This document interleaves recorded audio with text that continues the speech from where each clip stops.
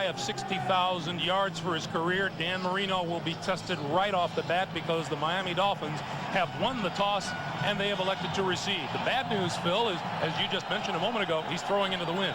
Yes, if you're worried about your arm, is it going to feel good enough? Is it going to be loose enough? Now you have to deal with the wind, which was a problem for both quarterbacks while they were warming up. Would have been an interesting decision to take the wind to start things off for Dan Marino. You never turn down the football in the NFL. In college, you can do that. In the NFL, you win that toss unless the conditions are really horrible. You take the football. Brock Marion and J.J. Johnson are deep to receive the kick from Adam Vinatieri. And we're underway. It's going to come down short. Brock Marion to the 20, to the 30, and falls forward to the 31-yard line. Vernon Crawford with the tackle, and on comes the man who holds just about every major record there is to hold in the National Football League. Dan Marino, 6 touchdown passes and 4 interceptions this year, and an outstanding football game a week ago at Indianapolis when he rallied the Dolphins to victory over Indianapolis Colts. I think the thing today here for this Miami offense, what we saw last week against Indianapolis, was it for real? Can they duplicate it? Or will they go back to being kind of predictable and maybe running the football a little too much? Cecil Collins, the rookie, with running room across the 35 out to the 40, and he's close to a first down. Lawyer Malloy comes up to make the tackle. Let's take a look at the rest of the Miami offense. Brent Smith at tackle. Mark Dixon returns from injury at guard. Ruddy, Donnelly, and James Brown. In the backfield, rookies Cecil Collins and Rob Conrad, Tony Martin and O.J. McDuffie, the wide receivers, and Troy Drayton, the tight end.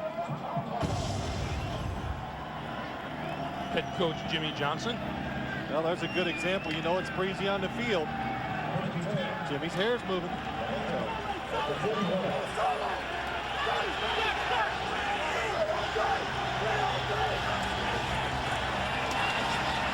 Marino to throw his first pass, and it is incomplete on the far side to Tony Martin.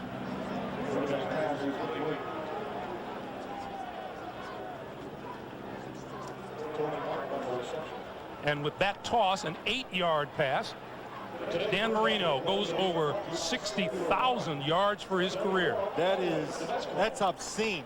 It really is, and it just shows you the talent and the durability. That might be the most impressive thing, that he continues to go out there and play, be a starter, and avoid injury.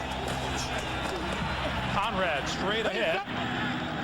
That appears to have picked up another first down for the Dolphins. A 3-yard pickup on the play.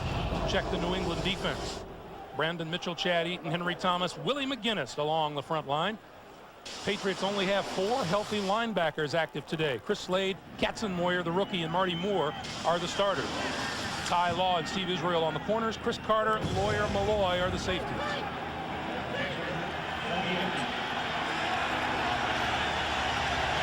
Dolphins with a first down just across midfield. It's Collins, and this time Collins dragged down from behind by Henry Thomas. Loss of about 2 on the play. Greg, this New England defense today, the key for them, they just got to be more aggressive. They got to somewhere along the line. Henry Thomas, number 95, going to come from the backside, make the play, stop the running. They just got to go out and be a little more dominant. This is the same cast they had from last year, not playing as well this year, getting hurt up the middle by people running the football right at him. He shook off the block from Mark Dixon, who's just returning from missing several games with injury.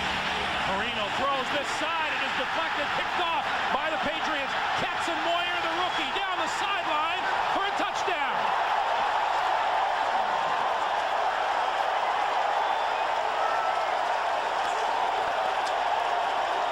Lawyer Malloy, number 36. Something you know you're going to see when you play this Patriots defense. He is going to be around the line of scrimmage the whole game. Number 36, here he comes. Dan Marino sees it, wants to throw it away, but does not have the strength of arm to get it out of bounds. Katzenmoyer, one of the best athletes on the field, runs it in for the touchdown. 57 yards on the return. The rookie's first National Football League touchdown. Vinatieri's kick is good. The pass was so weak and so wobbly, I thought it was deflected. But Dan Marino rises from the turf, and he's down early here. The Patriots with a 7-0 lead. Drafted in the first round, the number 28 selection overall, and the rookie out of Ohio State just registered his first NFL touchdown on a 57-yard return of an interception. Dan Marino's last 7 games against New England, in the first few moments here, 3 touchdown passes, 13 interceptions. This one into the end zone, and Brock Marion will not bring this one out. And the Dolphins will start at their own 20-yard line. Working the sidelines for us today, Armin Katayan. Armin. Thanks, Greg. Alluding to what Phil had said, the problem for Marino is the pain is such he cannot get his shoulder high enough behind his to make a good throw. He cannot get any velocity on the ball. He can't snap the ball off. If he is replaced, Damon Heward would replace him, the third-year pro. The good thing is for the Dolphins is Damon took half the snaps this week, including all of them, as a passer. Back to you. That's a good analogy. Dan Marino usually would have just the arm strength to get it out there. Today, because his shoulder is hurt and he's using his whole body, when pressure's on you, you can't get your body into the throw.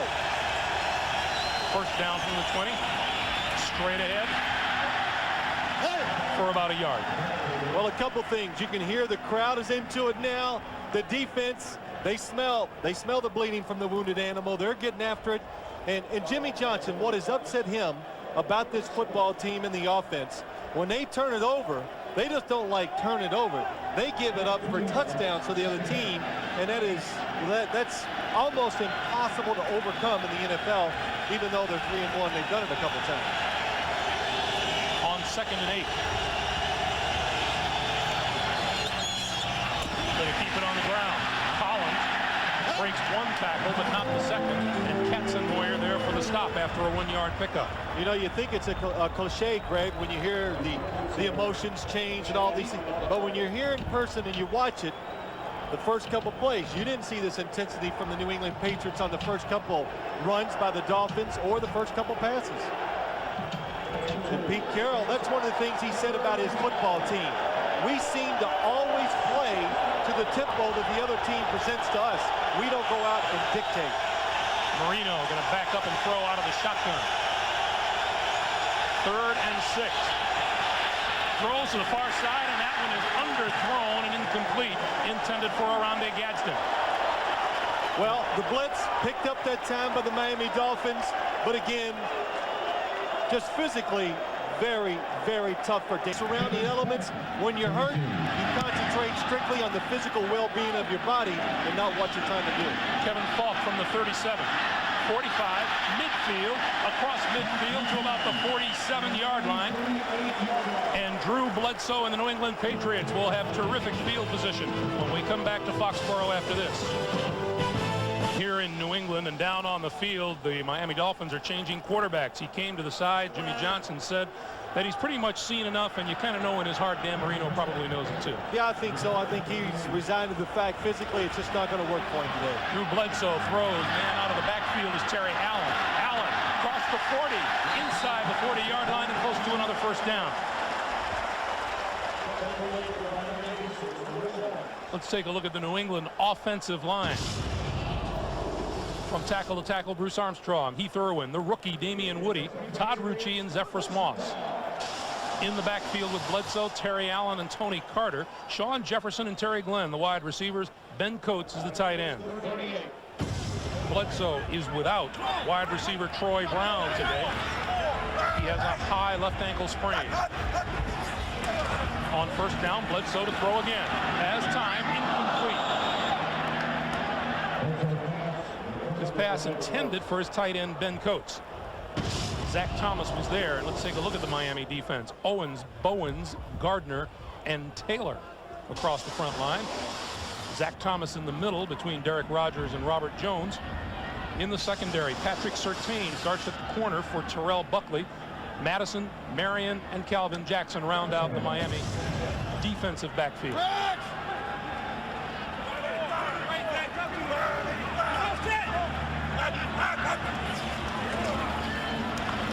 Second and 10, this side, Ben Coates complete out of bounds at about the 35-yard line. Robert Jones ran him out.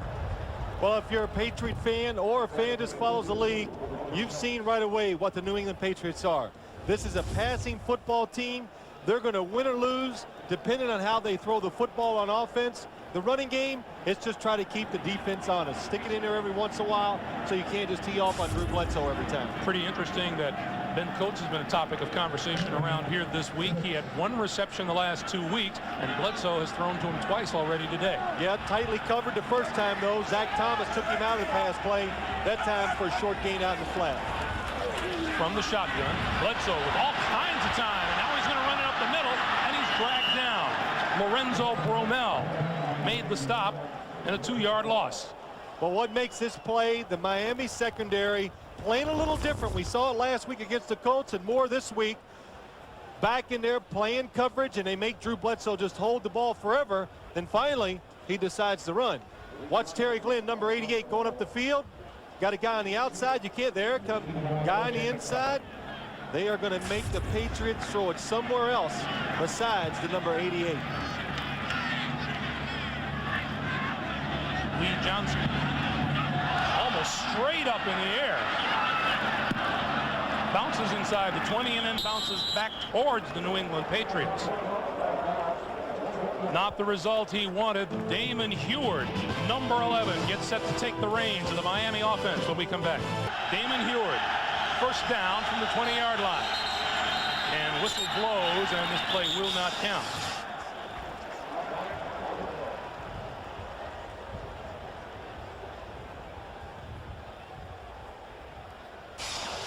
Ed Hockley, our official. Before the snap, false start, offense, number 74, 5-yard penalty.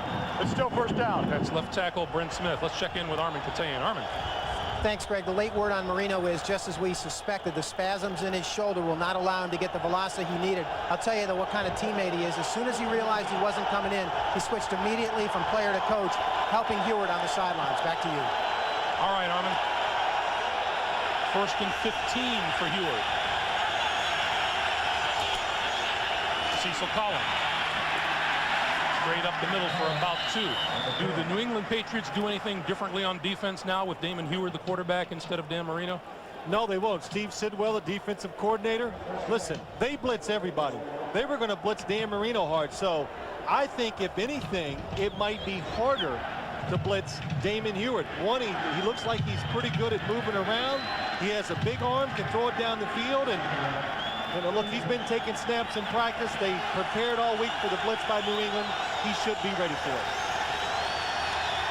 Has to get to the 30-yard line for a Miami first down. His first pass of the day. This side, intercepted. Ty Law, touchdown.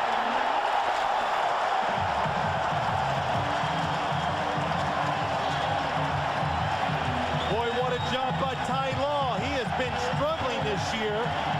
I'll tell you exactly what he did. He was reading the quarterback. The receiver really telegraphed his route. Damon Heward throws it in the right spot. What's Ty Law, number 24? He sees the break the whole way. Oh, that's what you dream of as a defensive back. Really makes a good break on the ball and a good catch for the touchdown. Led the league in interceptions last year with 9. That is his first this year. And Vinatieri for the extra point. 8 minutes, 4 seconds remaining. It has been a defensive explosion for the New England Patriots. Ty Law with the touchdown. Back at Foxborough for the kickoff. Brock Marion, J.J. Johnson deep for the Dolphins. This is Marion from a yard deep. 20. Running room on the outside to the 40. Midfield and brought down at about the 45-yard line. Chris Carter with the tackle after a 57-yard kickoff return by Brock Marion. And let's go back to the touchdown. Well, let's watch it again. Let's just watch Ty Law, how well he plays it. The formation makes him go outside, and he plants his right foot the exact time Damon Heward planted his, and then he drives forward. That is textbook. Well, if you're drawing up, you want to get examples on how to do something. When the quarterback plants, the defensive back planted, drove on, caught the ball. Stanley Pritchett, Cecil Collins in the backfield behind Heward.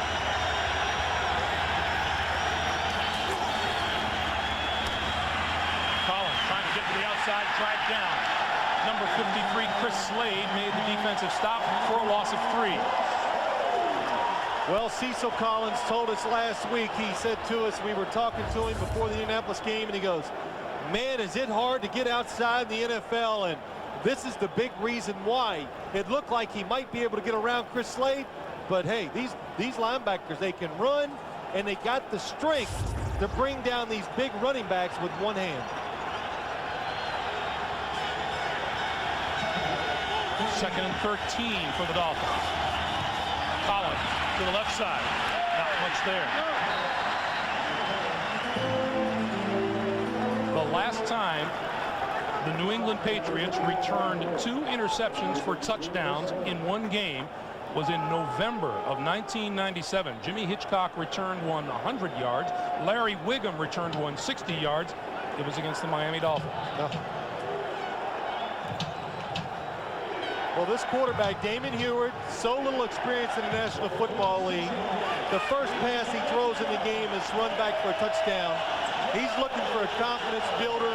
Somewhere the coaching staff for the Dolphins, you got to really force it on and get this guy involved in the game. Heward under the blitz, throws it complete. Tony Martin met at the original line of scrimmage by Ty Law. Well, let's see. Who do you think blitzed that time, Greg? That'd be Ty Law. No, it'd be, well, Lawyer Malloy is the guy that gets in there too, number 36. There he comes. It is Lawyer Malloy. Yeah, well, who else? He's the blitzer. As Lawyer Malloy told me once, he says, hey, this defense is everything you'd want for a guy like me. I get the tackle, I get the blitz, even cover the receiver every now and then. Kevin Falk, fair catch at the 11-yard line. The New England Patriots, 10 points all season long in the first quarter, 14 so far today. Bledsoe going to work from his own 11-yard line. Running straight ahead is Terry Allen. Pickup of 3. It has been a turnover nightmare for the Miami Dolphins so far. Pressure on the quarterback results in an interception. Catch the Lawyer, and then just good defensive play by Ty Law. This will only be the 6th offensive play of the day for the New England Patriots to Miami's 13. Allen again. Battles to reach the 15-yard line. A pickup of 1. Dwight Collier with the tackle. You know, coming in this game today, Greg, and I look at this Miami defense, we know what the New England offense is going to do. This Miami defense, what they have to do, pressure the quarterback, somehow get to Drew Bledsoe. Everybody we talk to, Jimmy Johnson, there's George Hill, the defensive coordinator, Jimmy Johnson, all the players, what did they say? What was the key word? We got to bang Drew. We got to get back there and keep hitting him. Hope that we make him throw the ball before he's ready, resulting in a turnover for our defense. 20-yard line is first down yardage. Bledsoe under pressure and throws it out of bounds. Lamont Warren, the intended receiver. Let's go back and see the kind of pressure Jimmy Johnson wants on Drew Bledsoe today. You know, it's interesting you say Jimmy Johnson. They love to blitz this defense.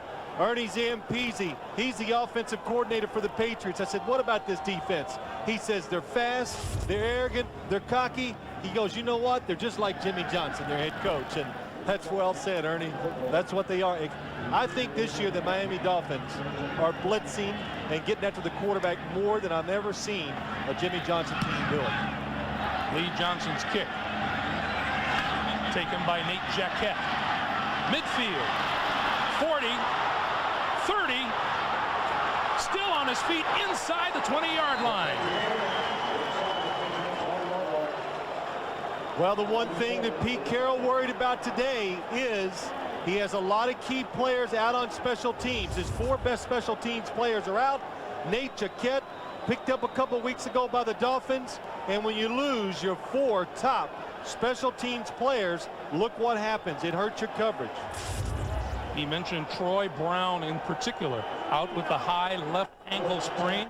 And now, terrific field position for Heward and the Dolphins, the 18-yard line.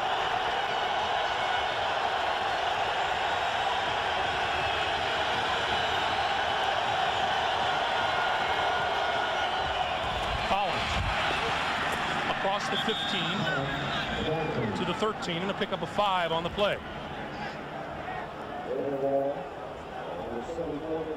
Red zone defense has not been a sparkling high point for the New England Patriots. In fact, they're at the very bottom of the NFL. Oh, that's incredible.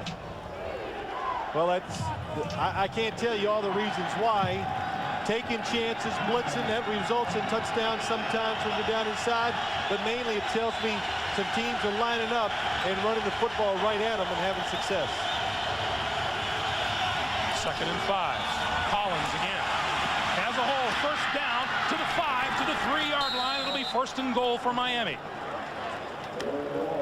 Boy, good job by Rob Conrad, the fullback, leading the way. Watch the fullback in front of Cecil Collins. Watch this block. He comes out, boom, hits Marty Moore, and look at the running lane it creates. And then that's what you want to see from Cecil Collins. Check this out as he comes up in the hole. Okay, good run. Now give me some extra yards. Thank you. Run right over Lloyd Malloy. Get 3 or 4 extra. 10-yard pickup, 1st and goal, Miami Dolphins. Collins again.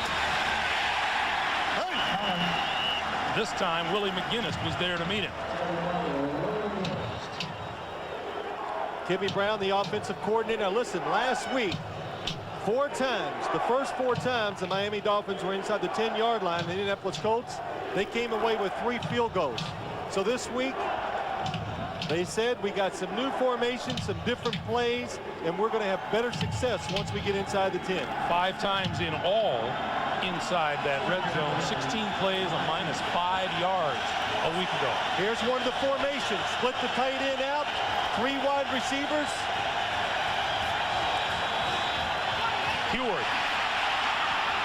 on the move, goes down at the 5-yard line. He lost a yard. Chris Carter there for the stop.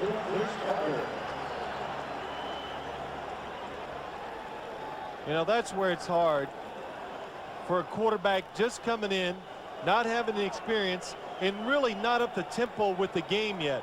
He dropped back. He felt a little pressure. Panic maybe is not a good word, but reacted too fast, tried to run instead of just buying time and waiting for a receiver to come open.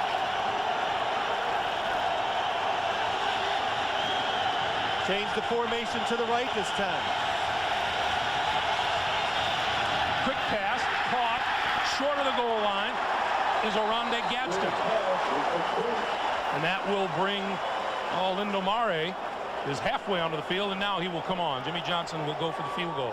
Now see, when you do something like that, you get down near the goal line, in that situation, you throw that type of pass, you are playing into the hands of the defense. They want you to throw it short because they want you to throw it short. They want to tackle you. You must get in the end zone before you throw the football. This will be from 20 yards out. Mare, 13 of 14 field goals this year. Heward puts it down, and Mare puts it through. So the Dolphins finally get on the scoreboard with 1:04 remaining in the first quarter. New England leads 14-3. Teams, Pete Carroll, as you mentioned, said it was a problem, and that big return for the Miami Dolphins kind of exacerbated the situation. Well, it does, and we hear it so much. Special teams is 1/3 of the game, and I think even I go, oh, okay, yeah, right. But it is so important because Pete Carroll says this Dolphins special teams, they are so up-tempo. That's because all the reserves in that football team, they're fast. So it makes their special teams, dynamic when they get out on the field. Kevin Falk is the deep man from the 1. 20. Up to the 30-yard line. A fine return. Patrick Surtain makes the tackle. I want to remind you, coming up on the NASDAQ Halftime Report, Jim Nance, Craig James, Randy Cross, Jerry Glanville with all the scores and highlights. That's coming up on the NASDAQ Halftime Report. Jerry Glanville's looking clean today, isn't he? What about that hair? I tell you, he looked good. Well, let me just say this. He looked better. Still get carried away. Miami Dolphins leading in time of possession, but you know what? You go, so what? They've got 2 interception returns for touchdowns. Who cares? Bledsoe to the side. And loose football. Loose football. The Dolphins say they have it. It was Terry Allen who coughed it up. number 59, Derek Rogers, on the football. Now, before Dan Marino even got hurt in this football game, I realized one of the keys to this game was going to be that somewhere along the line, this Dolphin defense has to turn the football over and make some big plays. In other words, not only just turn it over, somehow get it in the end zone, but this is a good start, causing the fumble. When you get a lot of defensive players around the ball and you attack whoever has it, you get fortunate and you get those turnovers. See the problem that they have. The New England Patriots fumbled 5 times last Sunday at Kansas City. And now the Dolphins with a chance to get right back into this game. First down from the 40-yard line. Collins for a couple. As we come up on half a minute to play here in the first quarter. Was that the big cat that made that tackle? Andy Katzenmoyer. Andy Katzenmoyer, he is the old style middle linebacker you used to see in the NFL, like in the Dick Butkus area. Just big, overwhelming physical presence. Well, hey, he can run you down, but he can also run over you. Time is going to run out, and with the end of this first quarter, that will now make 10 consecutive games that the Miami Dolphins have failed to score a first quarter touchdown. Meanwhile, on the other side of the field, Pete Carroll says, you know, we've played good segments of games, but we haven't put a whole football game together yet. Be that as it may, at the end of the first quarter, his Patriots lead it by a score of 14-3. We're coming back to Foxborough for the second quarter right after this. The artistry of Mother Nature at work here in the great Northeast. Welcome back, everyone, along with Phil Simms and Armin Katayan. Greg Gumbel, as we start the second quarter. Damon Huard in for Dan Marino, who played 2 series and left with the injury to his shoulders. Huard to throw. Halftime throws as the completion. O.J. McDuffie is his receiver and a pickup of 4 on the play. To watch Damon here at that time, he makes the play action fake. He's hoping to make the fake, get in rhythm, look up the field, and there's the receiver. As he makes the hitch, watch what happens this time. He makes the fake, set and throw. No, come on. Oh, there he is. Finally, somebody gets open. So that has to feel good just to get a ball thrown down the field a little, complete it, and give yourself a chance to get going in this game. Huard gets a 3rd wide receiver in. Throws this side. It is complete, and short of the first down is Conrad as Ty Law came up to make the stop. Well, I tell you what, this New England defense, if they keep coming after the quarterback like this, they are going to make a big play. Look at this. Damon Huard throws it out in the flat, and what's Ty Law? If he saw that just about a second earlier, he's in front, running the other way for a touchdown. And I did not think, there's Rob Conrad coming off the field.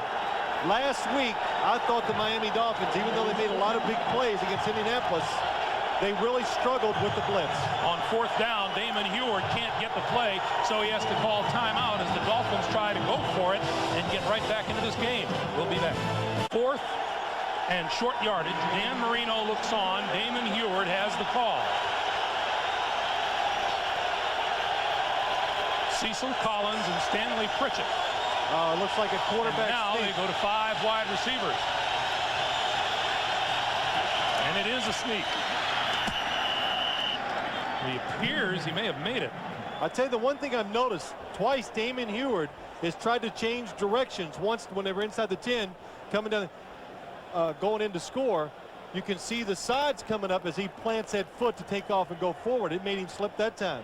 Well, Ed Hockley is going to call for a measurement. It's close. But it was a nice play by the Dolphins. They usually, I don't know when's the last time I saw Dan Marino run a quarterback sneak. But get everybody out there, get that extra linebacker away from the quarterback. Should have made it easy. Slipping, hurt it, just makes it. Let's watch it. Only 4 defensive linemen are in there. Look at that, and only 1 linebacker. But you can see Damon Huard is already falling. See that? Well, I can see why he falls too. Andy Katzenmoyer is on his way. Well, no, not only that, but he gets his cleats. He only uses the side of them on the field. You're going to dig up some turf and slip. It takes patience, Greg. It really does. It takes a lot of patience to run that quarterback sneak really well as a quarterback. First down, Miami. Quick drop, throws wide open over the middle, has his man, and that's Troy Drayton to the 10, down to the 5-yard line. 14-yard pickup. They're going to spot the ball at the 7. I think that was about the best illustration I've seen all year of why Jimmy Johnson really likes his tight end, Troy Drayton. The size and the ability he can run with the football, and you can see Lawyer Malloy, it's just hard to bring him down once he gets moving.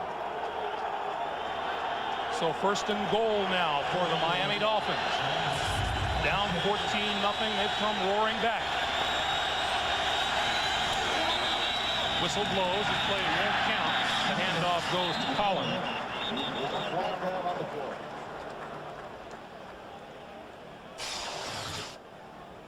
Before the ball was snapped, false start, offense, number 84, 5-yard penalty. Well, it's still first Troy down. Drayton giveth and he taketh away.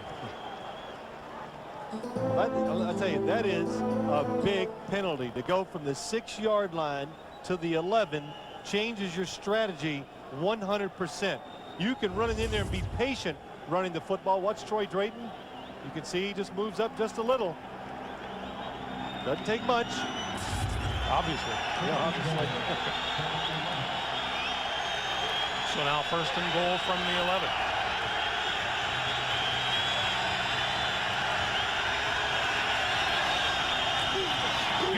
On the slant end, it is incomplete.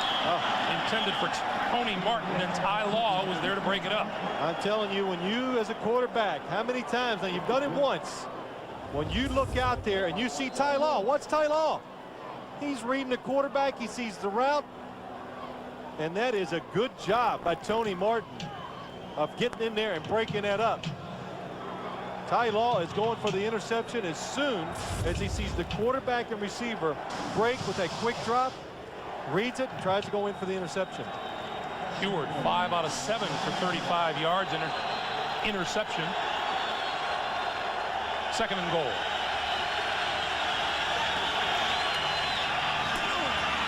Heward throws for the end zone. It is incomplete. Intended for Martin. And Chris Carter was there.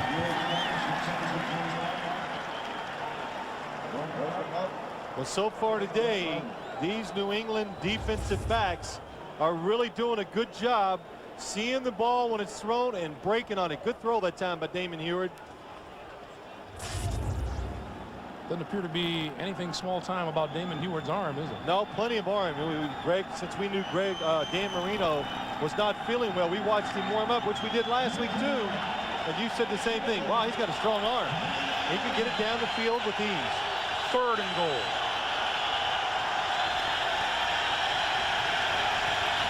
McDuffie in motion. Heward escapes the rush, but not for long.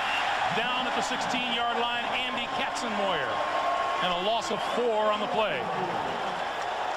Well, that penalty, the 5-yard penalty, changed the strategy of the Dolphins, made it easy for this New England defense. And watch Katzenmoyer. You see him, number 59, reading the quarterback, has the speed, he closes. Easy play for him. Katzenmoyer telling us yesterday that he was making some mistakes early on in the season because he was thinking too much. So he just got over that. He says, I'll just quit thinking and play. From 33 yards away, Olindo Mare drills the field goal. Once again, a red zone opportunity goes by the boards for the Dolphins. They settle for a field goal. They trail 14-6.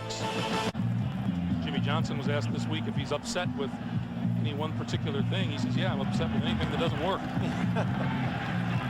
Kevin Falk will not run this one out of the end zone. Good kickoff by Olindo Mare. First and 10. Bledsoe with all kinds of time. Now chased out of the pocket and dragged down at the 25-yard line, and a pickup of 5. Jason Taylor ran him down.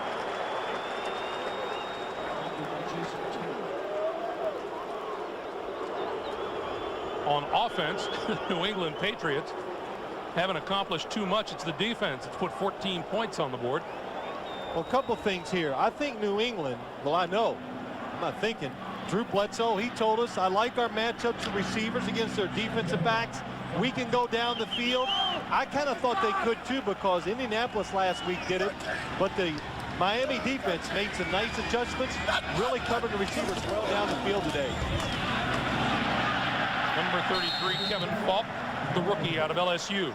And pick up a 4 on the play.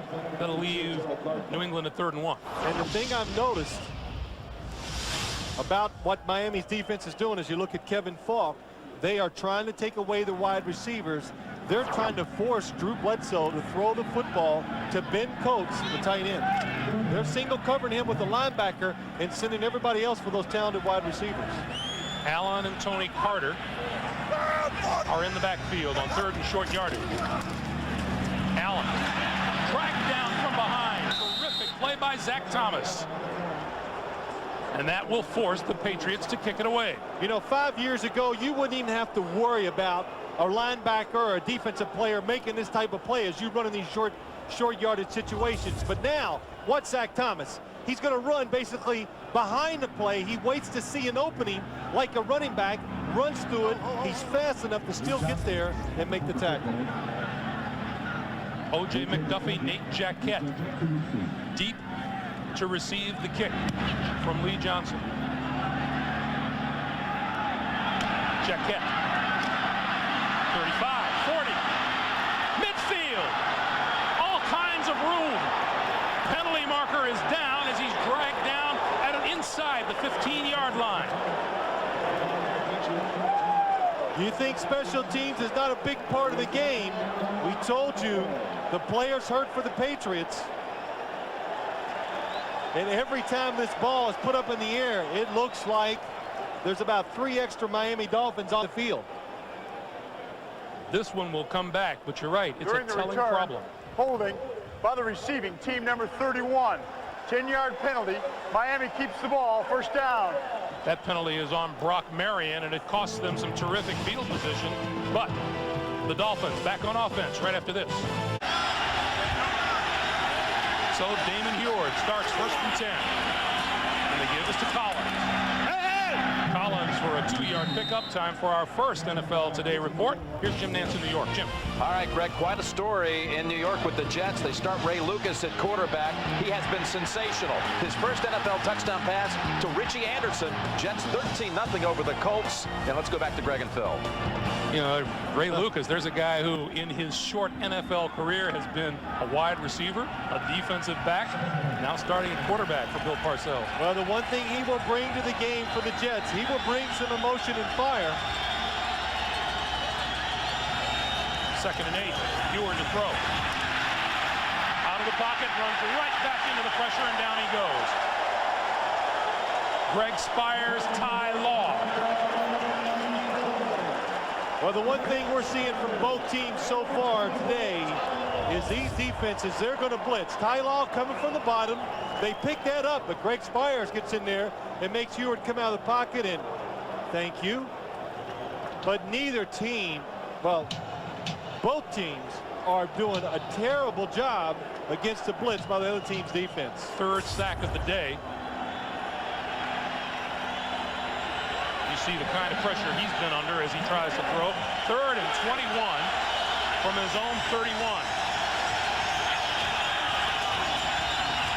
Deep drop this time. Looking downfield, has a man open, and it's complete. Tony Martin, 15, 10, 5, touchdown. Damon Heward's first career NFL touchdown is for 69 yards. Boy, that's exciting for Damon Heward. He's going to take some sacks because he's going to move around. He's going to get sacked. But watch this time, play action. They're trying to give him better protection, and what a good job of waiting and not panicking and going up the field. And Tony Martin never quit on a play, gets behind the secondary. Chris Carter, number 42, he goes for the play. Good adjustment by Tony Martin. Really good adjustment. And what a throw on the run. What a way to get your first touchdown pass in the National Football League. Olindo Mare. They see the Dolphins, you get in a situation like this, they're not going to go for 2 to try for the tie. and I think this is the right thing to do. Go for the one, worry about those 2-point conversions in the fourth quarter. Mare's kick is good. Damon Heward's first NFL touchdown. Tony Martin get into the end zone. Oh, you betcha. I'm in the big time. Engineered a 3-play, 58-yard drive. Since he has come into the game, Miami has run the ball 9 times and attempted 12 passes. This is Kevin Falk, a couple of yards deep in the end zone. Bounces off a tackler at the 20 and has room to run. To the 40, Olindo Mare throws him out of bounds and penalty markers fly. That looks like a face mask.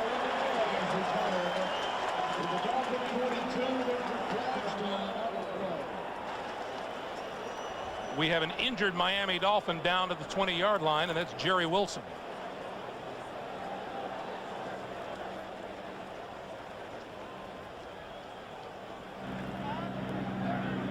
A 59-yard return by Falk.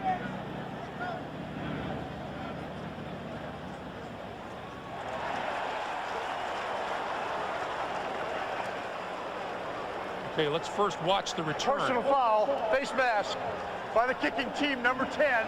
15-yard penalty, first down. Phil, do they tell those kickers to just bring them down however they can? That's right. That's what you do. What good coverage by the Miami Dolphins. They really they take it away. Jerry Wilson misses the tackle. He's in there. Everybody converges. Kevin Falk breaks out. Now there's nobody that grab that face mask.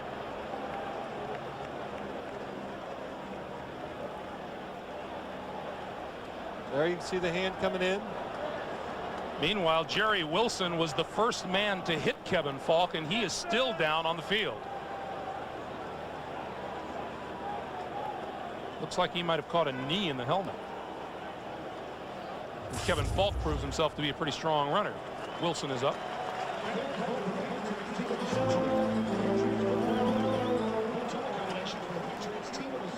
And Wilson will slowly walk off the field. Meanwhile, what great field position for the Patriots now at the Miami 27-yard line. Well, that'll even out some of that special teams play that was kind of going against you.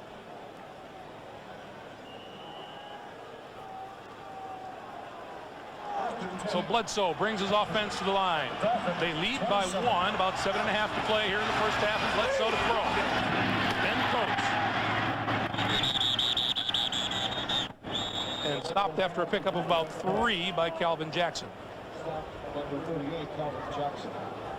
So the Patriots have apparently rediscovered Ben Coates. You know, we talked about this, Phil, over the weekend about his lack of receptions, and you yourself said, well, you know, when you have Terry Glenn on the field, you might as well throw to him, but it hasn't been Terry Glenn today. Well, and I'll tell you why, because Ben Coates, they're blitzing and they're making Drew Bledsoe throw what they call hot routes. He's running short routes, just trying to let Drew Bledsoe get a place to throw the football before he gets hit by a defender blitzing. Bledsoe again, over the middle, incomplete. Sean Jefferson, the intended receiver, and Zach Thomas was there. But the big thing is, and we talked about it, why aren't more passes going Ben Coates' way? Well, it just gets this way. Who can score touchdowns for you the easiest? Terry Glenn or Ben Coates? So you're going to design more plays to go to Terry Glenn now than you are Ben Coates. Well, this is a man who has been a Pro Bowler the last 5 years. But then again, Terry Glenn has been an oft-injured wide receiver. 3rd and 6.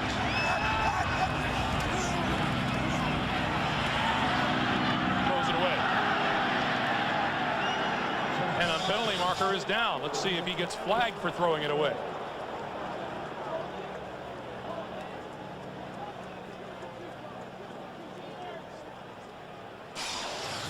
Well, the Patriots, new formation, a lot of movement, trying to confuse the defense to throw a screen pass.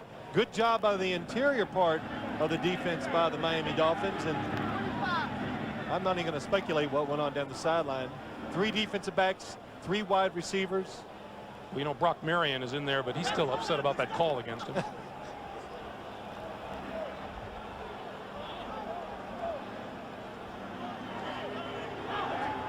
Well, trying to be quiet and wait. This confab is brought to you by.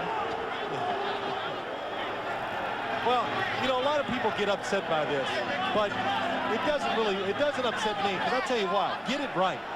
Just get it right. These games, Greg, how many games we do, they're always close, so all these calls are important. There was no foul for illegal contact on the play. The quarterback was in the process of throwing the ball in the other direction. No foul. It brings up 4th down.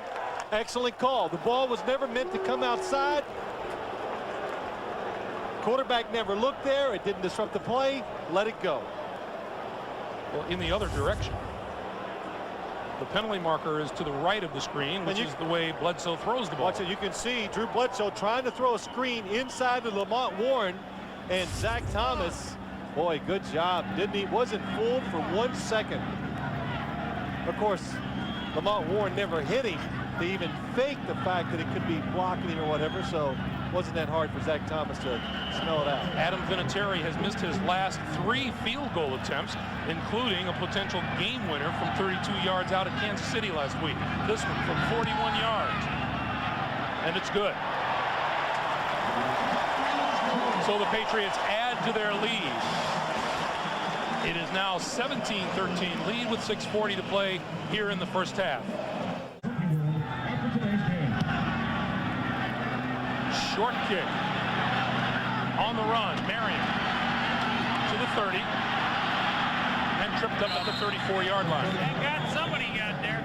And back onto the field comes Damon Heward. In 2 years before this season, 6 of 9 for 85 yards. Today, 6 of 9 for 104. And his first NFL touchdown. And on the sideline, who was there to greet him when he came off the field? It's nice.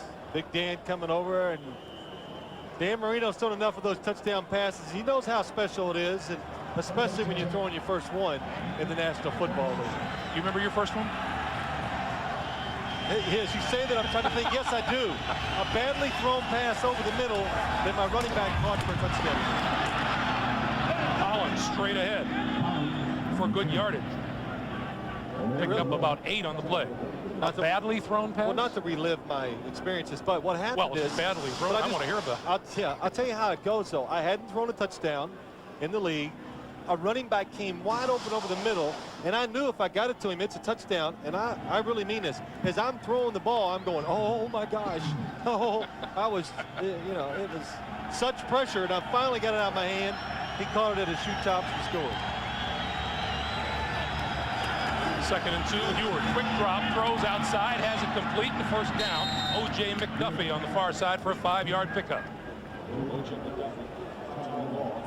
Well, I got to say, Big Dan surveying. You know what I like about Dan Marino on the sidelines? Let's watch him just for a second, see if he does it. Every time we've gotten a shot of him over there, he's licking those hands and getting ready like he's going to throw the football still.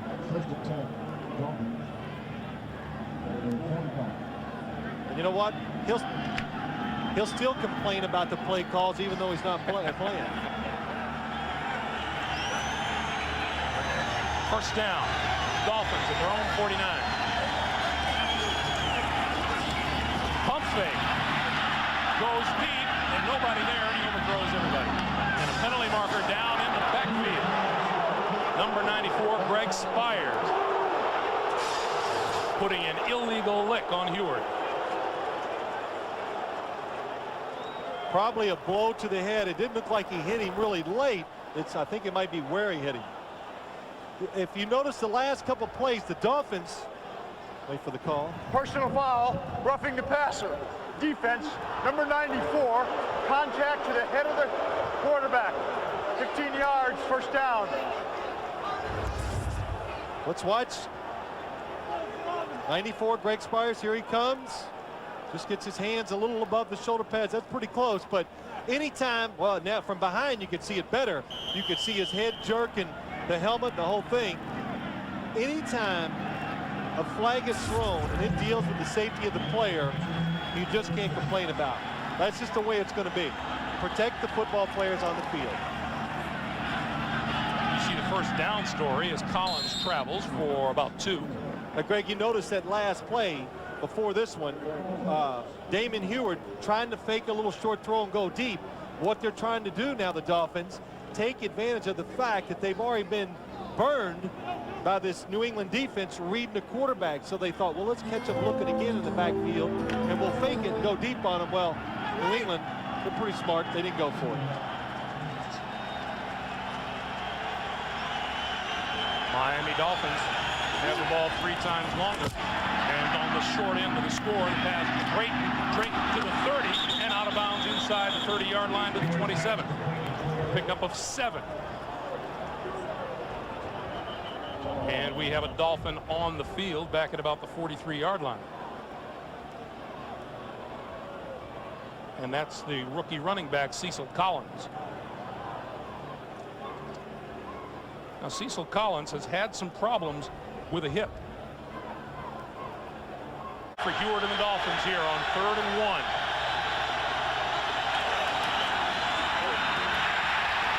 That won't get it done. J.J. Johnson comes up short of a first down.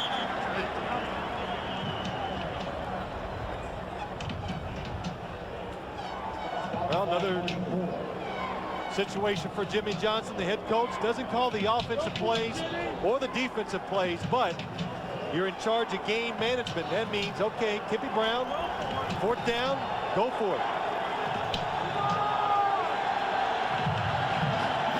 They need to reach the 26-yard line for a first down.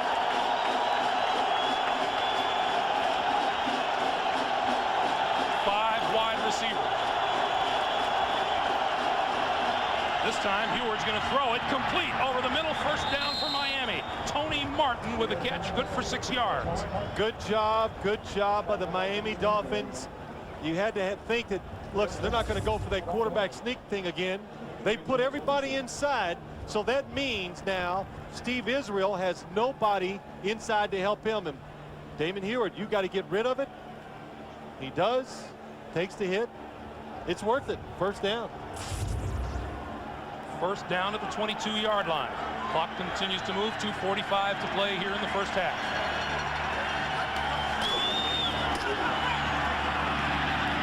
The handoff doesn't get much of anything to J.J. Johnson. Chris Slade there to make the stop.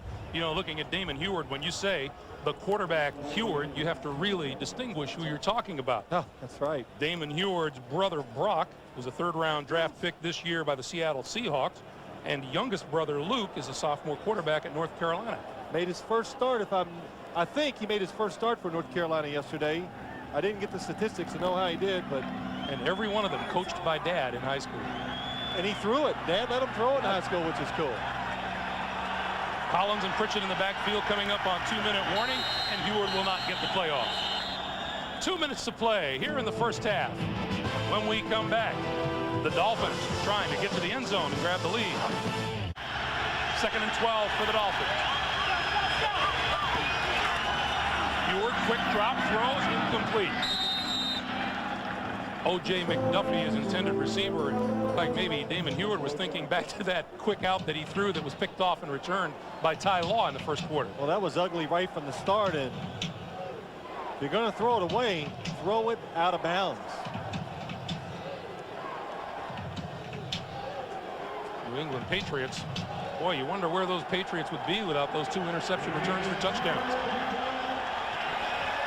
Okay, they'd actually be down 13-3. You never know.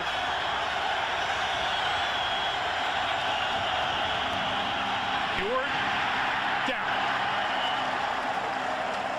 4th sack of the day by the Patriots. Brandon Mitchell and Henry Thomas. Along with Willie McGinnis. Just never had a chance from the start. Willie McGinnis up top. What a jump on the snap count, but nowhere to go. Pressure right away.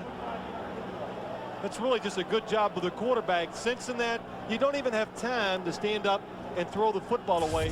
Just pile up into the thing, lose a couple yards, and go for the field goal. Olindo Mare will try this one from 45 yards out. He's been good from 20 and from 33, and this kick is straight enough and long enough. 3rd field goal of the day for Mare, and Miami pulls to within 1 at 17-16. Minute 26 to play here in the first half.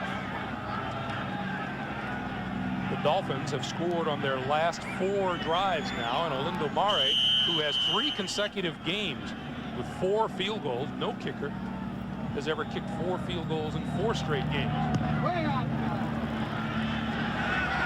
Kevin Falk at the goal line. And cut down before he reached the 20-yard line. Larry Izzo and O.J. Brigance in on the tackle for the Dolphins.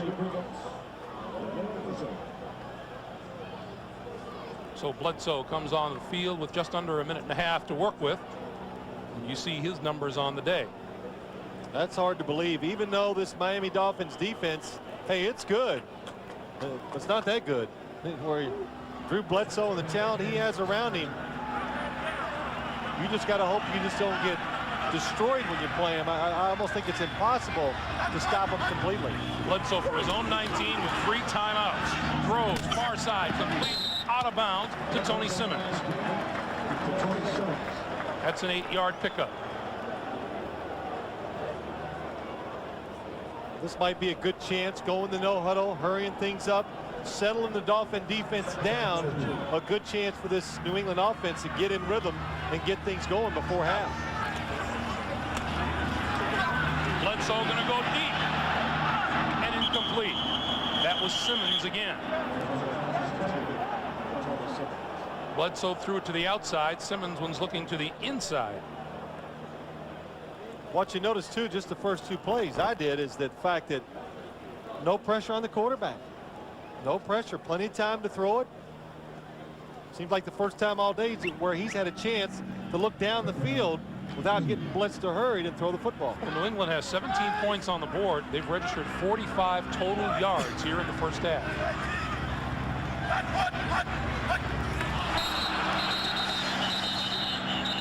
Dolphin jumping on the far side. Good job with the snap count by Drew Bledsoe. Boy, Ed Hockley, he is in shape. Before the snap, encroachment, defense, number 99 was unabated to the quarterback. 5-yard penalty results in a first down. I mean, I tell you what, he's got to have the biggest arms in the NFL for an official, wouldn't you think? For a guy in striped shirt. Well, you know, stripes thin you out, don't they? I don't know. They make you fatter or thinner. I never could figure it out. I think it's the direction the stripes go. Well, that's what I mean. Yeah. I look bad both ways. What's that say? First down for Bledsoe. Has time. Throws far side. Simmons again. Incomplete. Calvin Jackson looked to have a shot at an interception. Well, that was bad from the start. Calvin Jackson, it's really like, it looks like this football is thrown to him. He's watching Drew Bledsoe the whole way. Runs, it looked like he was the receiver. As soon as Drew Bledsoe was looking over there, I go, oh no, this is trouble. But Calvin Jackson unable to make the catch. On second down, over the middle. That one is complete to number 84, Sean Jefferson. That's across midfield, 20-yard pickup, first down. And we have under a minute to play in the first half. I think that's one of the reasons why, when I was getting ready for the game, Greg, and we're looking at everything, and you watch Drew Bledsoe, and you know the Patriots, they make a field goal last week, they're 5-0. That play kind of illustrates it. Drew Bledsoe gets time, and it just looked like just a little toss to him, didn't it? He threw the ball about 30 yards in the air for a 20-yard gain on the line into pretty tight coverage, and he made it look easy. Well, Sean Jefferson being looked at now with Troy Brown already down. That would leave the Patriots with Tony Simmons, Terry Glenn, Vincent Brisby.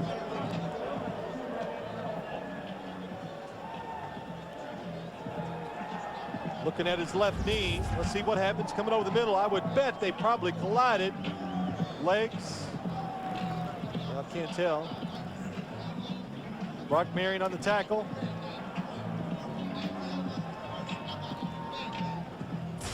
Have you ever just gone out and caught passes?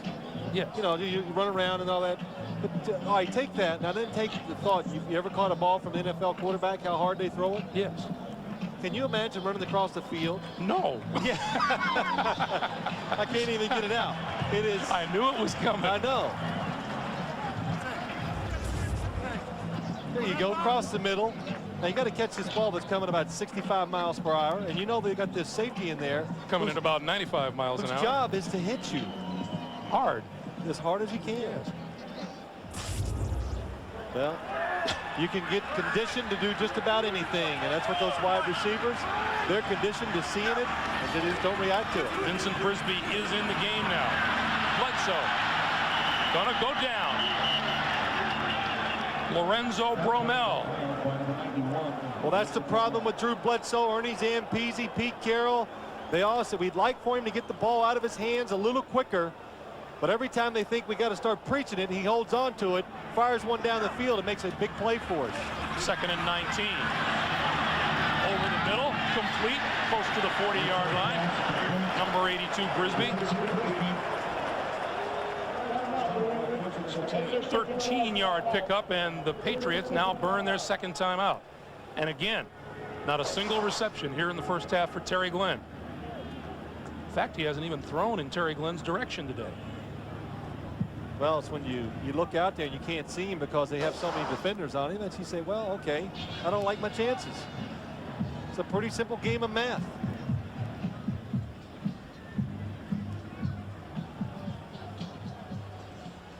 .37 receptions coming in today, led the NFL. And haven't even had a whiff of the ball. And you know, they've done a good job, the Patriots, of moving around, giving him chances to catch the football in all the games, even today.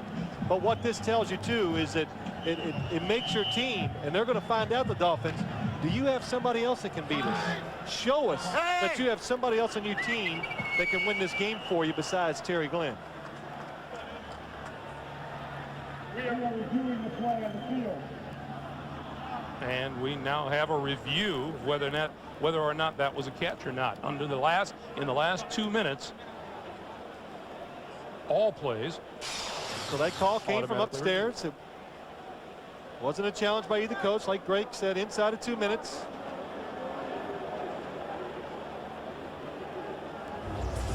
And Ed Hockley will take a look at this, among others. Let's see if we can tell.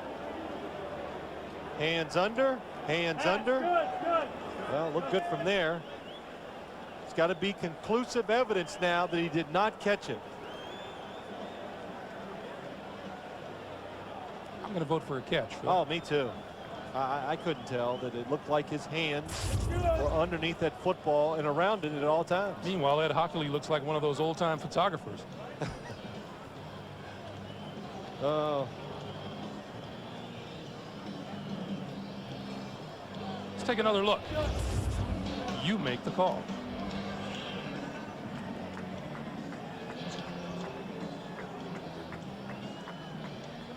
Well, Greg, we know your opinion already, and I think it's correct. I think the play will stand.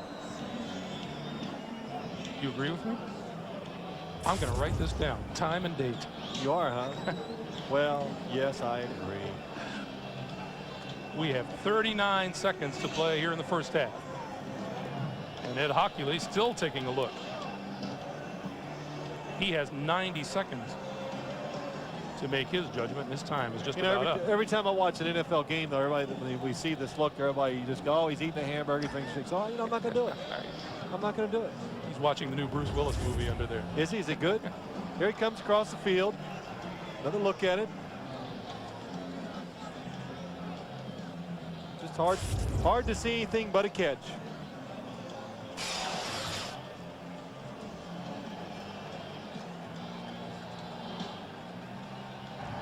After reviewing the play, the ruling on the field stands. The pass was complete.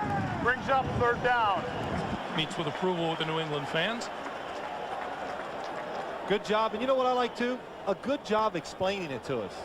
I think that's a very important thing the officials really have to do for the fans, and for us too. We're sometimes left in the dark. Go on the field, take your time, explain the whole situation so we can all understand. So Bledsoe now down to 1 timeout, 39 seconds on the clock. Needs 5 yards for a first down.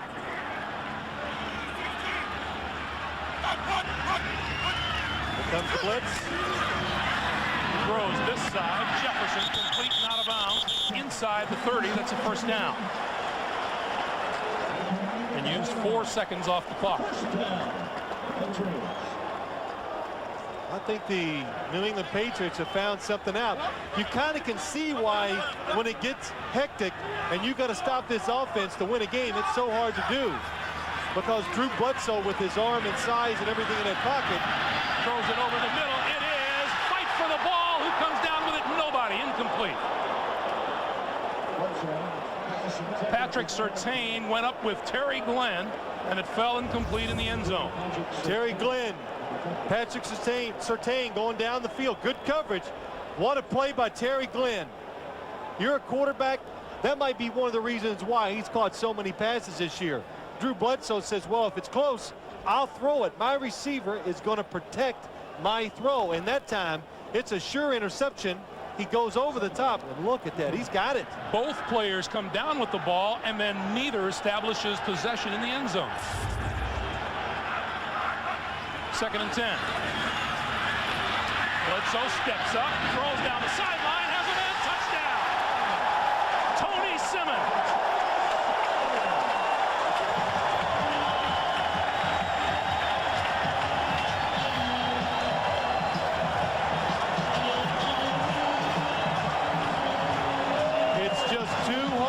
To run with this talented group of receivers, play after play, man coverage down the field. It's too hard. Sooner or later, that's going to happen. One of them's going to get open, and chances are when they get open, Drew Bledsoe's going to hit them. 29 yards on the pitch and catch from Bledsoe to Simmons.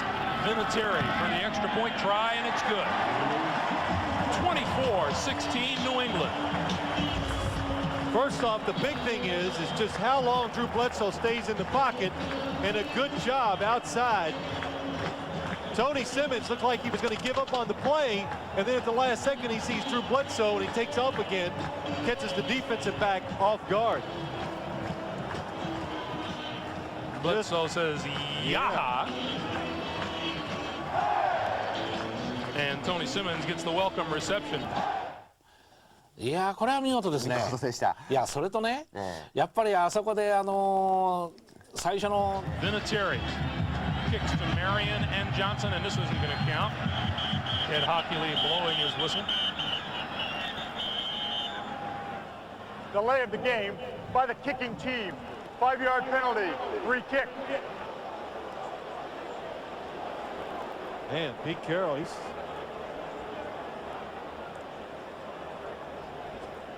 I believe Pete disagrees.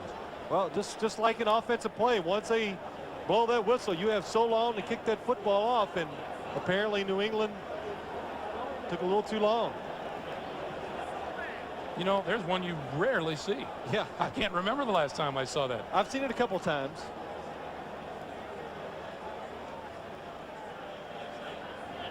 So there. I think it's safe to say that neither coach is particularly happy at this point. Oh, wait. Are you ever happy if you're a coach with the officiating? Really? Ever? No. No, you can't be. It's a contradiction. It just can't work. Jimmy Johnson, Pete Carroll, they still have a whole half to go. Well, the stats are just staggering how close NFL games are this year. So, again, every call is crucial to your team's, maybe their success. Vinatieri skims this one along the ground. This is J.J. Johnson, 40 to the 43-yard line. Let's take a look at Drew Bledsoe again. Drops back. Here comes the blitz. Nice protection. Steps up. Look how long. Then he's got to feel the pressure from the defenders coming.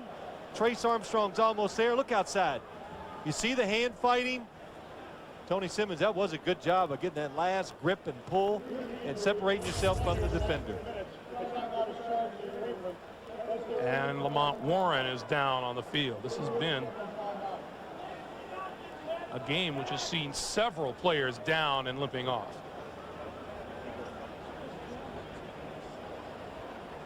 And Lamont Warren. New England can't afford to lose another special teams player, a backup player. Clock is stopped with 19 seconds to play. And Warren is down at the 42-yard line.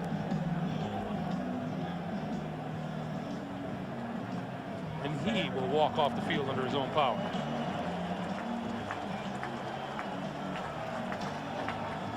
This game began heavily in the Patriots' favor, with Andy Katzenmoyer returning a Dan Marino interception for a touchdown.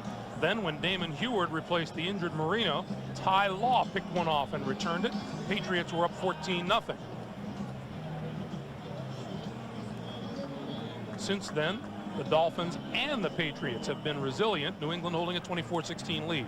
Well, as you think about this game coming in today, I said, I think we'll have about a 24-21, 24-20, that type of game. And you just didn't mean at halftime. Just didn't mean the halftime score. That's right. Miami with 2 timeouts. Jumping offside, the Patriot defense.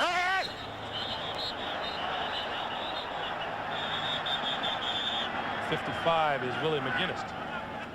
Steve Sidwell, defensive coordinator, told us yesterday that Willie McGinnis and Lawyer Malloy, he has 2 dynamic players. Yeah, dynamic, that was the word he used. So did Pete Carroll. Neutral zone infraction. Neutral zone infraction by the defense. The right defensive end moved into the neutral zone, causing the offensive man to move. It's a 5-yard penalty on the defense. Still first down. So Willie McGinnis was the guilty party. And Willie was in a good mood when we talked to him on Friday, basically because he's healthy for the first time in a long Feels time. good. Yeah, what a relief probably for a guy like him that has to really be healthy, because he relies on his speed and quickness to rush the passer and had so many little nagging injuries. Well, not little ones. The groin injury was severe, but he's healthy and really playing well. From the 48, Heward eludes the rush. It's midfield. 40, 30, and slides down at about the 28. And stops the clock with 7 seconds to play. 24-yard gain. We've seen 2 things so far from Damon Heward today that, of course, we will not see from Dan Marino. Moving in the pocket, buying a lot of extra time, getting out, throwing the ball long down the field, and that scramble, that was an excellent scramble that time.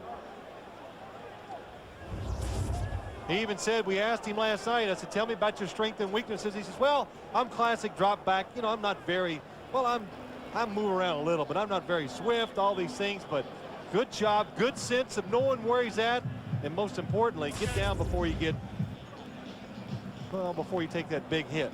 So now Olindo Mare comes on to line up a 35-yard field goal attempt. I'm sorry, a 45-yard field goal attempt. If he hits this one, he will set an NFL record, 4 field goals in 4 consecutive games. The kick is straight enough, it's long enough, and he's the record setter.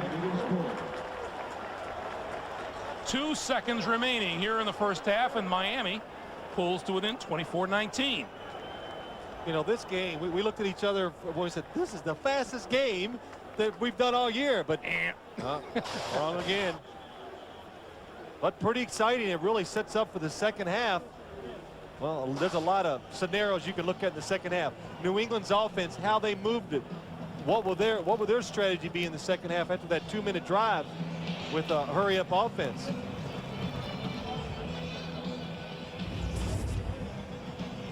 Let's watch Olindo Mare as he knows he's made it again. It's routine. A little headbutt. Kickers have changed now. See, that's another thing that's changed in this league. They are tougher now. I'm not saying the players like them any more than they ever did before, but they are tougher. You see it every week. Punters and place kickers running down and making a lot of tackles on the special teams. Well, we saw Olindo not afraid to get in there and commit a face mask penalty. Well, hey, that's what he should do. You know, save the touchdown, whatever it takes to save your touchdown. And you have to, like, grab that face mask for a half a second, and that's okay. Mare in his 3rd season out of Syracuse.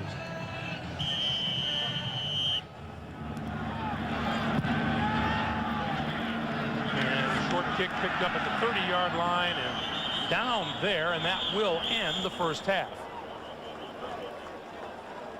Boy, can you get a first half that didn't have that with more of a little of everything? Let's go down to Armin Katane. Thanks, Greg. First, Coach, just to quickly clarify the circumstances of Dan's departure from the game. Did he come up to you and say he couldn't go? Yeah, he said he just couldn't put anything on the ball at all, and he said he just can't get any velocity on it. And we thought he was going to be all right, but once he tried to warm up, he said he just couldn't put anything on it. In his absence, an inspired effort by your team, except that last touchdown by the Patriots you were not too crazy about. Yeah, you know, we thought Coach, you know, grabbed our guy and threw him off the side because he does that a lot, and evidently, yeah, I don't know. But our guys, you know, we got ourselves into a hole right off the bat, but they've been trying to claw and get out of it. Thanks, Coach. Greg? All right, Armin, our halftime score, New England 24, Miami 19. Coming up, we'll be sending you to Jim Nantz in New York for the NASDAQ halftime report. Jim, Randy, Craig, and Jerry will get you caught up on all the NFL news, plus scores and highlights. All of that after these messages from your local station. The Dolphins will kick it away here in the second half. And Kevin Falk is deep for the Patriots.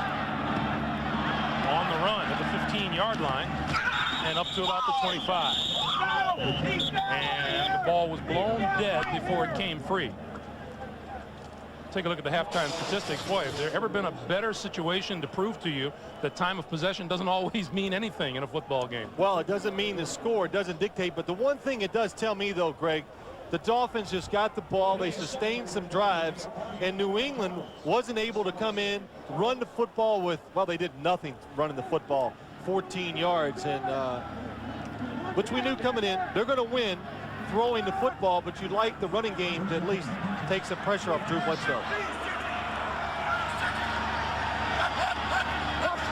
Out of the shotgun, Bledsoe. Throw, complete. First down yardage to Tony Simmons. And Bledsoe starts the second half off with a completion. Let's check in with Armin Catane. Armin. Thanks, Greg. Phil, as much as I hate to admit this, you were absolutely right about the importance of the special teams. Pete Carroll told me they completely changed the complexion of the first half. No field position. We have to execute better, and we've got to do better on special teams. Back to you. It's just a bad day, isn't it, Armin? I know, it's a bad day for you. But I'll say this. You are the best-looking sideline reporter I've seen in a long time. Ever. Yes. Bledsoe to throw. Being chased, throws, has his man. Complete.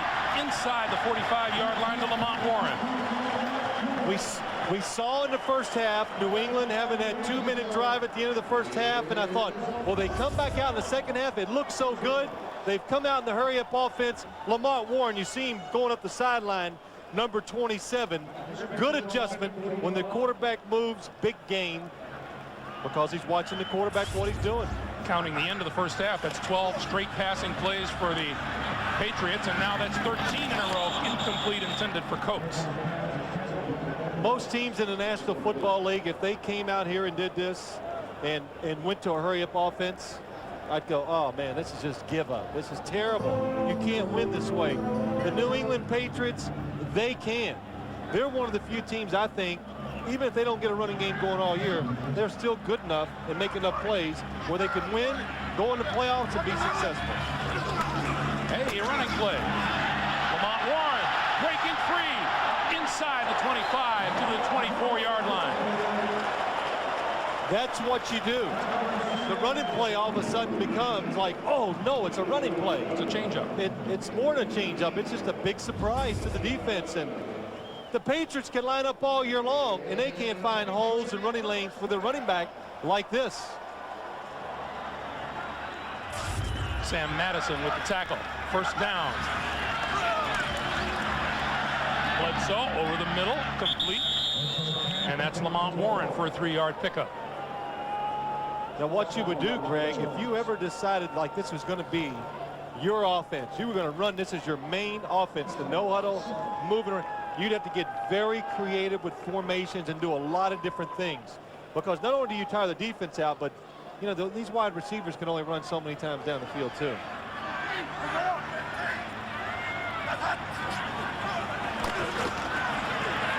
Bledsoe with time. Into the end zone and incomplete. Terry Glenn was the nearest to the football.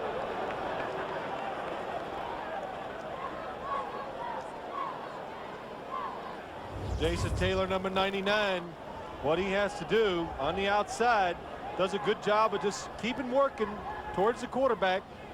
He just gets a love tap. Phil, with this no huddle that we've seen here to start the second half, let's flash back to what Ernie Zampese told us on Friday. One of the things they wanted to do is to speed Drew Bledsoe up a little bit. Well, when they say speed him up, they mean throw the ball on time, catch it, look at it, let it go. Kevin Falk into the game. Bledsoe from the shotgun. To the sideline. Incomplete. And penalty markers fly. Intended for Tony Simmons. Ray Hill was there.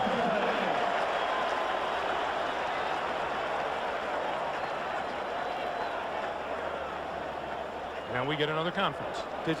That time the Miami Dolphins defense was on a blitz, and I could hear the groans from up here as the blockers from the New England Patriots picked them all up, and it was like, you think you're coming in free, and I was saying, oh, what happened? Somebody wasn't as sneaky as I thought I was going to be. Ed Hockley says, well, illegal touch, that means out of bounds. The receiver went out of bounds, came back in, and was...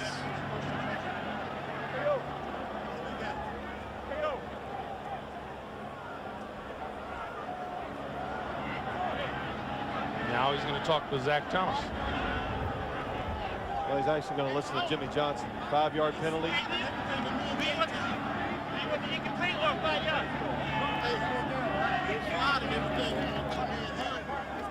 Number 81 of the offensive team went out of bounds and came back in. It was the first to touch the ball. That's an illegal touching penalty by the offense.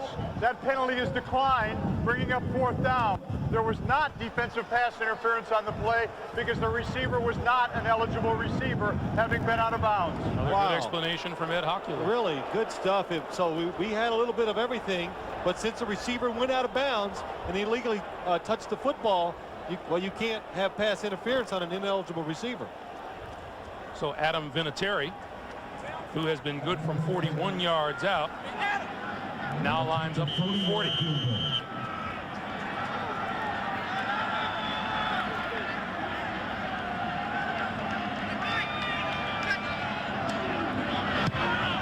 Straight enough and long enough. Well, if you like field goals, this is the place to be today here in New England.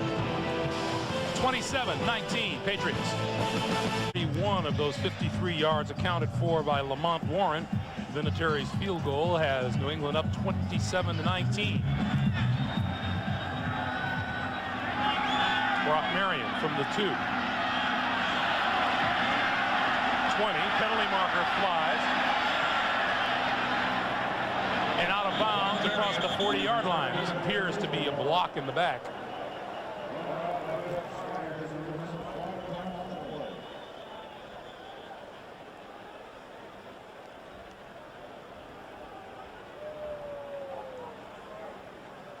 So we'll bring it back, but again, you know what? Talking about special teams, another pretty good return by the Miami Dolphins. Yeah, but unfortunately, they're not taking advantage of it. There were 2 fouls by the receiving team on the play, holding by the receiving team. Number 89, that penalty is declined. There's also holding number 50. That penalty is accepted. 10 yards. Miami keeps the ball, 1st down. Ed Perry, Dwight Hollier, the offenders. The bottom line is that they're going to back the Dolphins up deep into their own territory. Question, did you miss a big game? Now you can relive each game from the NFL season. Get stats, photos, plus complete play-by-play drive charts in the 1999 archive. Just click on NFL at cbs.sportsline.com. Greg not taking advantage of that edge they have on special teams because of 2 big penalties on good returns so far today. Dolphins, 4 field goals and a touchdown. Their last 5 possessions. Damon Huard, 1st down. And this is Cecil Collins out across the 10.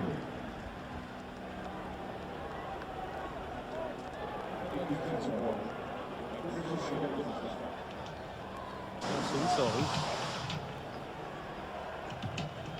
15 for 43. That's a pretty good day. You know, it's hard to be a consistently good runner against the New England defense because of Lawyer Malloy, because he always comes up there. He's around the line of scrimmage, a safety for New England, and just makes it hard for the offense to block that extra defensive player near the line of scrimmage. 2nd and 8. Heward under pressure, throws it up in the air, and it falls incomplete. Brandon Mitchell in on Heward and decked him near the goal line. Little better pass pressure today so far from the New England front. Greg Spires got some penetration earlier. Brandon Mitchell just good off the snap of the ball, not picked up by the running back. Quarterback just has no chance to get rid of the football. That probably didn't hurt since Brandon Mitchell goes 6'3", 289. Well, it won't hurt till tomorrow. That's when you hurt. 3rd and 8.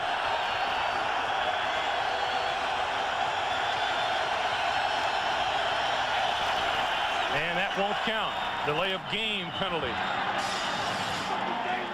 Pass is complete, but it'll come back. Delay of the game by the offense. After distance to the goal, it's still 3rd down. So back we come. What do you think so far, what you've seen of Damon Heward today? Oh, I think he's done very well. I really do. The first interception, that doesn't really bother me. A timing route out to the sideline of the NFL, that's a tough way to try to break into any football game. But sits in, making plays, on the move, throwing. Big scramble at the end of the first half, and really showing a lot of composure for getting his first action like this year. 1 of 8 on 3rd downs. He needs the 19-yard line for a first down here.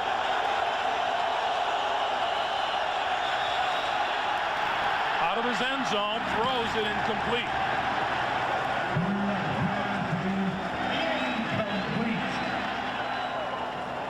And the Patriots will get some good field position out of this. Well, the one thing the Patriots, they've got to be happy with their pass pressure, because Pete Carroll told us, Steve Sidwell, the defensive coordinator, says we got nobody that's rushing the passer besides Willie McGinnis. He's the only one doing anything. But today the other defensive linemen have done a good job of getting to the quarterback and putting pressure on him. Brandon Mitchell, Greg Spires, they've all been in there. Tom Hutton kicks Kevin Falk from the 46. Can't dodge that first tackler, and down he goes. That first tackler is Nate Jacquette down there on coverage for the Miami Dolphins. 27-19, New England. On first down, Drew Bledsoe's been throwing the ball. And he's going to throw it here. Has his man complete near first down yardage, and it's Sean Jefferson. That is enough for a first down.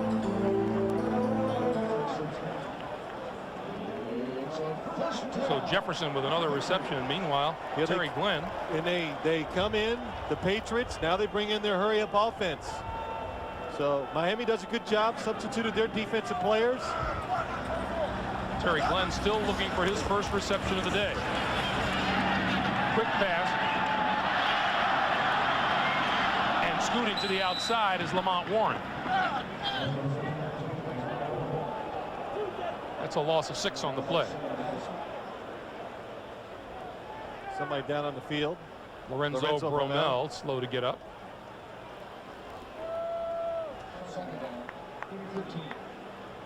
Now I wonder in these situations, does Drew Bledsoe, probably getting the calls from upstairs, Ernie Zampese in his microphone in his helmet. Throws to the far side. It is intercepted. Patrick Surtain starting today in place of the injured Terrell Buckley has picked off Bledsoe, and the ball goes back over to Miami. Well, that's one way to get the Patriots out of this hurry-up offense. I think the ball that time was being thrown to number 87, Ben Coates. Watch, looks like he's leading him, and he decides to let it go, and Patrick Surtain makes the catch. Surtain stepping in between Coates and number 82, Vincent Brisby. Yeah, I couldn't tell quite from that angle, but it looked like Ben Coates might have been able to reach out and got his hand on it. And I'm almost positive if Drew Bledsoe was going to throw it all the way to the sideline, I think he would have thrown it just a little bit higher. So the turnover story is now even at 2 each. And Damon Heward goes back to work on offense. And he's going to throw it. And he's going to go down. Brandon Mitchell, number 98, and Chad Eaton, number 90, combined for the 5th New England sack of the day. Well, you see Damon here. That's the one thing. Now, when you have the ability to move around the pocket a little and maybe scramble for a few yards, you're going to take, you're going to take some extra sacks. But, you talk about Damon here with a busy couple of weeks, huh? His wife, Julie, had a little baby 12 days, 13 days ago now. Little girl's name is Holly. And he's getting some sleep now that he's on the road. He was glad, he was happy for a road trip. Ewart down again. Willie McGinnis. McGinnis came into this game the Patriots sack leader with 3. Well, Willie McGinnis has been back there all day long. He's been working and working, and finally he just gets to the quarterback again, gets the sack, but hey, the protection's just breaking down too fast for the quarterback to even make a decision where to throw the ball.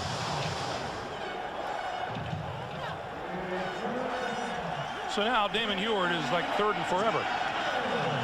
The 48-yard line is where he has to go for a first down, and the Dolphins have not fared well on 3rd down. And there he goes again.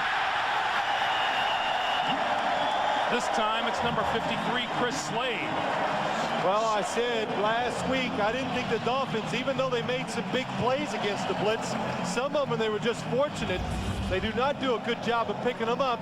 And look at this. You're the quarterback. Willie McGinnis coming free. Make you step up. Oh, Chris Slade standing there waiting on you. And they are going to continue to blitz until Miami shows them that they can do something with it. Hutton kicks to fall from the 29. And down at the 30. And a fine open field tackle by Robert Jones. And a penalty marker is down. That music is our pleasure. 8:31 to play here in the 3rd quarter. Well, we had some activity right in front of the bench, the Dolphin bench.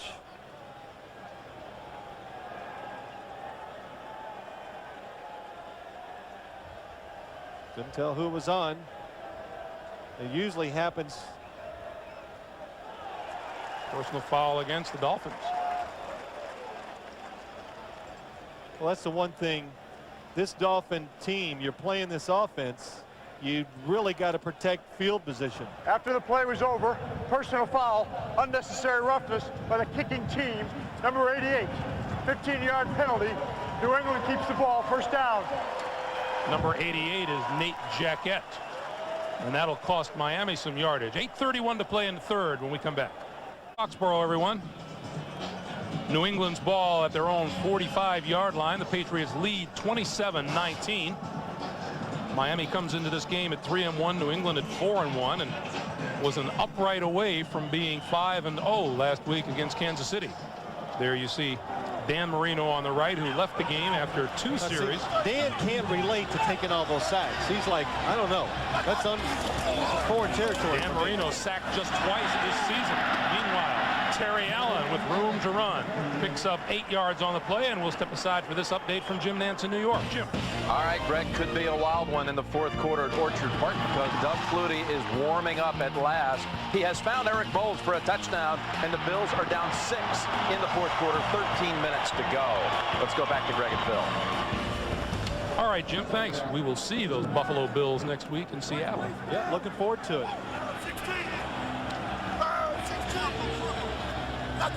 2nd and 2. And that gets nothing. Terry Allen brought down by Robert Jones. When it's an obvious running situation, New England runs the ball, they're terrible. I mean, it's terrible. When the defense 2nd and 2, they think, well, it's going to be a run. They can't even get back to the line of scrimmage. The running back's got to dodge somebody and bull in there and fall for a yard to get back to the line of scrimmage. And Ernie Zampese, it doesn't really seem to bother him a whole lot. They were, hey, look, okay, we'll just run it. We'll keep him honest. We're going to beat you throwing the football. And now we're going to throw it on 3rd and 2. 4 wide receivers for Bledsoe. Bledsoe throws complete. First down, Ben Coates. And a penalty marker is down. I'm just going to guess that this is going to be offensive pass interference.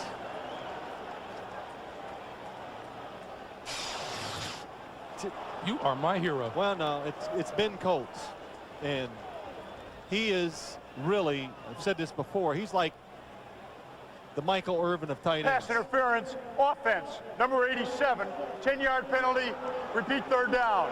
At the end of the first half, Jimmy Johnson happened to mention to Armin Katayan that Ben Coates tends to use his hands a little bit too much to his liking. Well, he got both hands outside on the defender, just like you would call this against an offensive player once they get their hands outside the framework.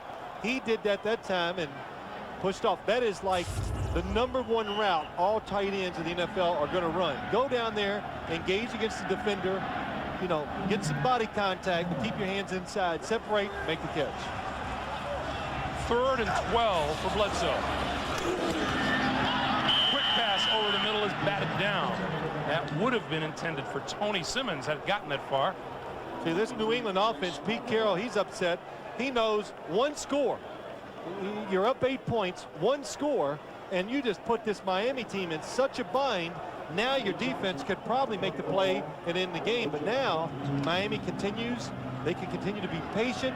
They don't have to take those chances, and they can just stay in the game a little longer and wait for that one opportunity to make that big play. Let's see if the Dolphins continue to capitalize on that special teams advantage. Oh, what a booming kick by Lee Johnson. McDuffie has nothing to do with that 57-yard punt. 1st and 10 from their own 20 for the Dolphins. Right after this, for the Miami Dolphins, and Damon Huard, who has seen a lot of this Patriot turf, been sacked 7 times today. Going to hand it off, and Collins may have lost a yard. Let's check in with Armin Katayan. Armin. Thanks, Greg. I'm holding a football that is definitely headed to the Hall of Fame. It's the one Dan Marino used to surpass 60,000 yards in this game. The one player who may one day join him in that club is on the other sideline, Drew Bledsoe. The only player 10,000 yards, the earliest one to 10,000, the only other player ever to get 20,000 yards in a season. Back to you. Thanks, Armin.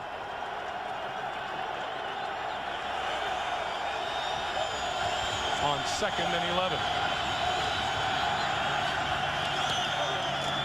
Going to keep it on the ground and get nothing, maybe even lose another one. Chad Eaton, quick to the ball carrier. Well, the New England defense up front, total yards, -15 so far, the Dolphins this quarter. And it's, hey, that tells the truth. New England's defense is just overpowering, overrunning the Miami offensive line and the entire offense.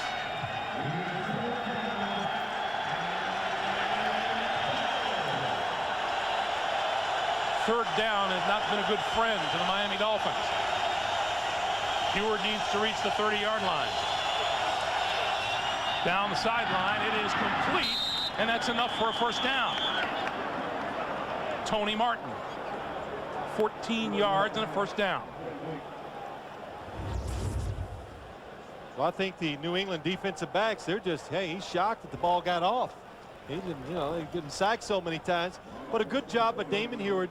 Catch the ball, make a decision, throw it, and let your players down the field, see if they can make a play.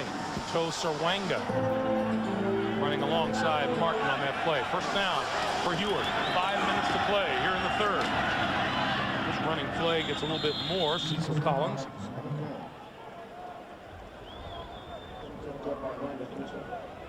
And it'll be 2nd down.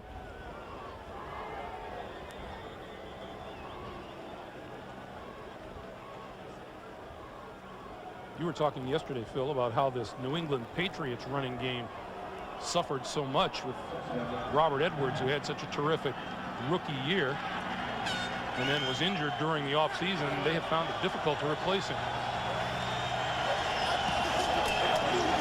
Collins again. Up in there this time. In fact, he lost a yard on the play. Just not enough blockers for all the defenders that are up there near the line of scrimmage. But, yeah, Greg, not even though New England's on defense, just talking about that, Robert Edwards, if he was on this New England team still, what we saw last year, he could go out and make plays by himself. He didn't need great blocking. If they had him, this team and that offense for New England, they would be tremendous. But pretty good now, but they would be a whole nother level if they still have Robert Edwards. Johnson and Pritchett in the backfield along with Huard. Quick pass. It is complete. And that may be enough. It will be enough for the first down to Tony Martin. Really good job by Tony Martin and Damon Heward. Watch the blitz. Here they come up the middle. Gives him just enough time, but he, again, grab it, make the decision, and throw it. And they do it so quick this time. Ty Law is not able to read the quarterback's drop because he's already in the shotgun, and it makes him just a little bit late reacting to the football. Lets Tony Martin get the completion. You know, O.J. McDuffie has been the man of choice for Dan Marino, and everyone was talking about Tony Martin. Where is he? Where is he? Last week. Set the play clock to 25 seconds. Thank you. Last week he caught 10 balls. Today he's 6 for 106 and a touchdown. Well, there's no doubt they're making more of an emphasis on getting the ball to Tony Martin. They're moving him around. They're playing him at both positions, with the tight end, away from the tight end, and it just makes it easier to get him open. It's hard to double covering. When they design plays to throw it to you, of course it makes it greater chance you're going to get the ball your way. First down. Heward with time throws it incomplete.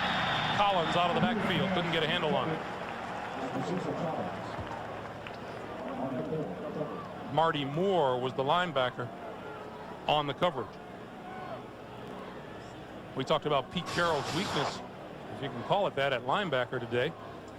He has 4 healthy linebackers in Chris Slade, Andy Katzenmoyer, Marty Moore, and Teddy Bruschi. There's Teddy Bruschi. Ted Johnson, he's out. Could come back later this year. Middle linebacker.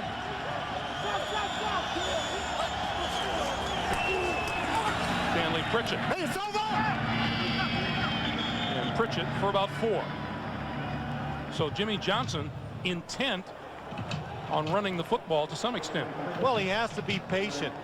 Still, the score only 8 points down. The big thing is, Greg, you've got to be patient, because if you just keep dropping back, we've already seen that Damon Heward's inexperience holds the football a little longer, just makes it harder to get the passes off. And we saw the play selection. Kippy Brown told me the perfect game, 35 runs, 25 passes. Those 25 runs are good for 76 yards so far today. Heward throws wide open over the middle, complete. O.J. McDuffie with a first down.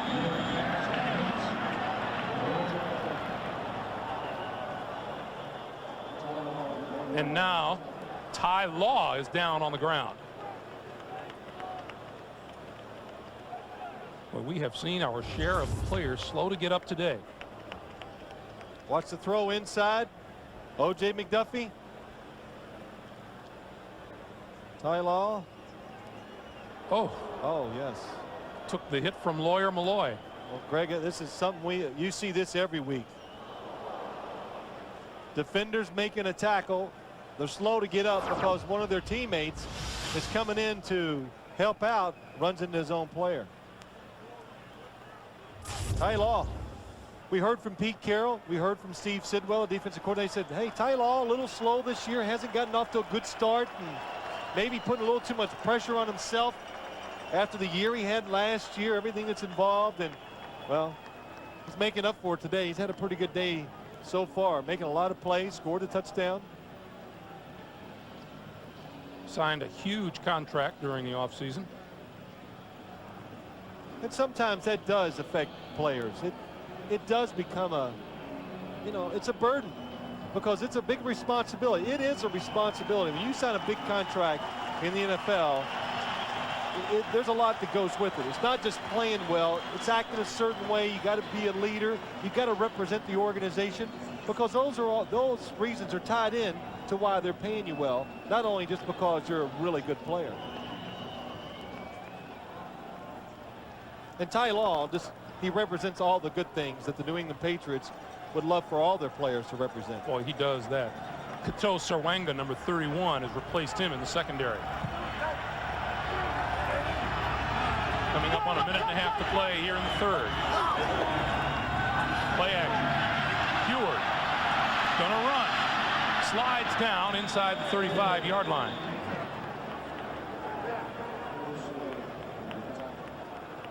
That was kind of a case in point. if Damon Huer was playing for a couple weeks in a row, that would have been a much easier play for him. The blocker was there. He kind of wasn't for sure the blocker was going to get Greg Spires there, and he could have just came outside, had a lot of time to throw the football, and maybe would have had a chance to make a play down the field.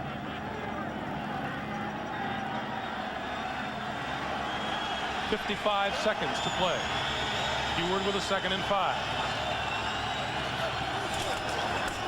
Collins, right side, first down yardage and more. Inside the 25, down to the 20-yard line. 14-yard pickup.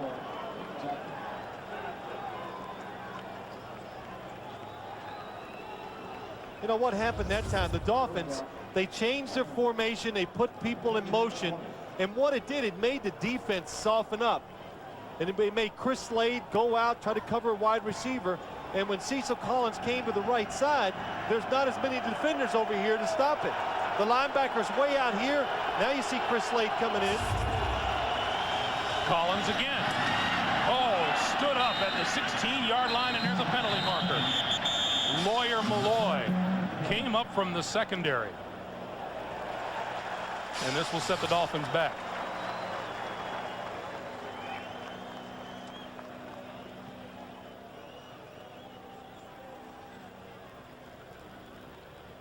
Well, they're going to take the penalty. I don't know what they're discussing. Holding by the offense, number 76, 10-yard penalty, repeat first down. That's right tackle James Brown. Boy, what a hit Lawyer Malloy delivered. Came into the game, the Patriots leading tackler with 58 of them.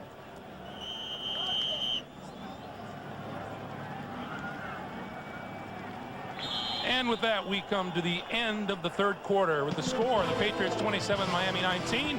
We'll come back after this message and a word from your local station. You're watching the NFL on CBS. 1st and 10 from the New England 30-yard line. They trail 27-19.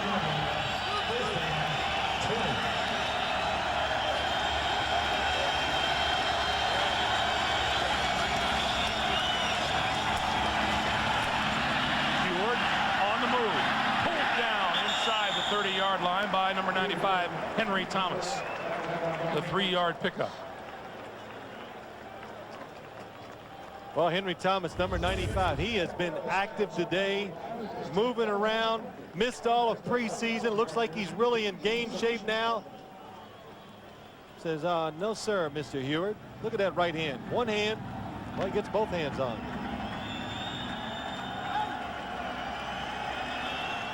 Yeah, he's happy. Right here, more. It's not a sack, though. 2nd and 17. Straight drop for Huard. Throws, has his man. That's Troy Drayton. And a pickup of 5. You know, if there was ever a knock on Dan Marino, it's that he was pretty immobile. And Dan told us, you know, although, you know, brought up the fact that several linemen have told us Dan always had that knack of eluding the first oncoming defensive lineman. Yeah. Dan said, well, you know, I never was really mobile. No, but you know what? It's one of the most mobile quarterbacks ever in the pocket in the NFL. You don't throw for 60,000 yards unless you're able to buy that extra time in the pocket and wait for that secondary receiver. I don't care how quick that release is. 3rd and 13. Huard pump fakes, goes to the corner. It is incomplete. Intended for Tony Martin, and Ty Law back on the field was with him step for step. The idea is good by Miami, but Ty Law on the other side, you got to play the situations. It's 3rd and long. Ty Law says, I don't care if you run a 6-yard route. I'll come up and tackle you. Don't go for the fake. He doesn't. Really good defensive play, but most importantly, knowing the situation. Olindo Mare is 4 out of 4 today. He's made 12 field goals in a row. This one from 41 yards. And that one's good. Olindo Mare is Mr. Automatic. 27-22, New England. Halloween's a wonderful holiday, isn't it? Hey, listen, that is disgusting. That's the best word for it. But I'll tell you this. If my son saw that, he'd want that for Halloween to take out and wear. Let's not give Armin any ideas. Kevin Falk from the 1. And short of the 20-yard line. O.J. Brigance for the tackle. 13-16 to play. And, oh, those migraine headaches. こういうのが今問題になってるんですよね。日本ですと、日本のディレクターならばおそらくあれは映さないでしょうね。Terry Glenn arrived at the stadium today with 37 catches for 636 yards and 2 touchdowns, and he's still there. That is hard to do, to take a receiver of his caliber and not let him have a catch through the first 3 quarters of a game.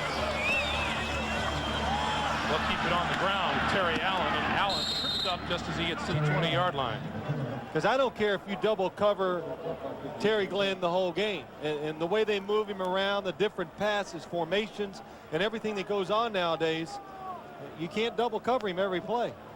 So, well, when he is singled up, they're doing a good job of staying with him. At some point, I want to say, well, don't you make some move in order to get him free? But on the other side of the situation is you're leading the game. Well, you're leading the game. Drew Bledsoe 14 of 26 for 150 yards. The other receivers, when called upon, are getting open, so I doubt if the Patriots are too concerned about Terry Glenn not catching passes. Allen again, pickup of 2 up the middle. Rich Owens, Robert Jones, the tackle, and the fans get a little uneasy about the conservative play calling. Well, this is the situations that the Miami defense, they want. They want to get this 3rd and long. Now they can gamble, blitz Drew Bledsoe.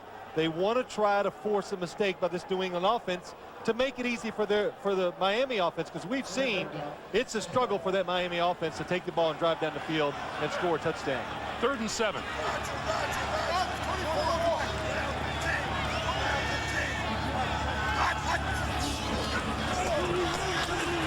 Bledsoe has time, throws, it is complete. Vincent Brisby. 13 yards and a 1st down. Now, was that pass tipped along the way? I think Lorenzo Bromell was dropping off in coverage and tips it. You see the blitz from the right. It's picked up. He gets his fingers on it. Wow, what a catch by Brisby. Just gets his fingertips on it. The ball turns over. Almost always the receiver will miss that type of pass, but Brisby hangs on. 1st down, Bledsoe going to throw. Has time, going to go deep. Penalty marker is down, and the pass is overthrown. And now let's check the flag. That's Sean Jefferson running with a shoulder pad out.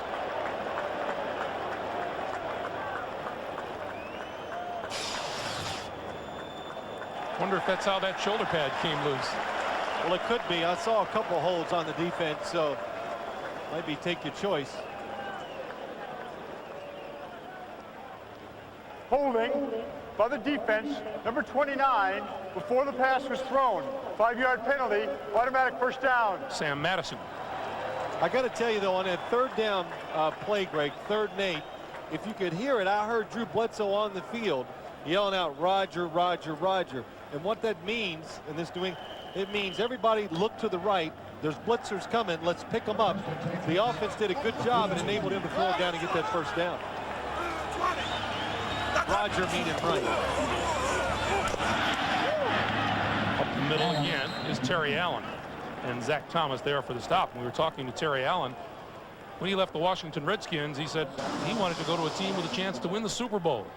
Well, he made a good choice coming up here. And I think talking to him, I asked him, you know, well, is it what you thought? And he goes, well, I'm a little surprised that there's not more emphasis on the running game. And, you know, right around here, and I thought, well, we throw it so well, maybe I could sneak a few more runs in there, but it really hasn't worked out that way for him so far. Well, he thought it would be better than it has been. New England came in averaging under 3 yards a carry. Bledsoe throws, has a man open, complete. Brisby out of bounds inside the 20-yard line. 37 yards. I'm sorry, Greg, again a blitz, but this is why you can't get on Drew Bledsoe when the coaches say we want to get the ball out of his hands a little quicker. Look what happens. Here comes the blitz. Good pickup by Terry Allen, but Drew Bledsoe waits and waits, and finally Vincent Brisby comes open down the field. And most quarterbacks in this league would have thrown the ball way before then to get rid of it, and they would not have taken advantage of the defense and got such a big play out of it. On first down, Bledsoe comes this way with the football and throws. It is incomplete. Rod Rutledge, the tight end, the intended receiver. How about this New England receiving corps? Terry Glenn has not caught a pass today. Troy Brown is down with an injury. So who comes up big for them? Sean Jefferson, Vincent Brisby, Tony Simmons. Well, that's, again, if they don't, they're not going to win the game. And if they don't, everybody's going to come in here and play this team the same way. Again, Terry Glenn's not going to beat us. Beat us with somebody else, and so far, the Patriots are doing that.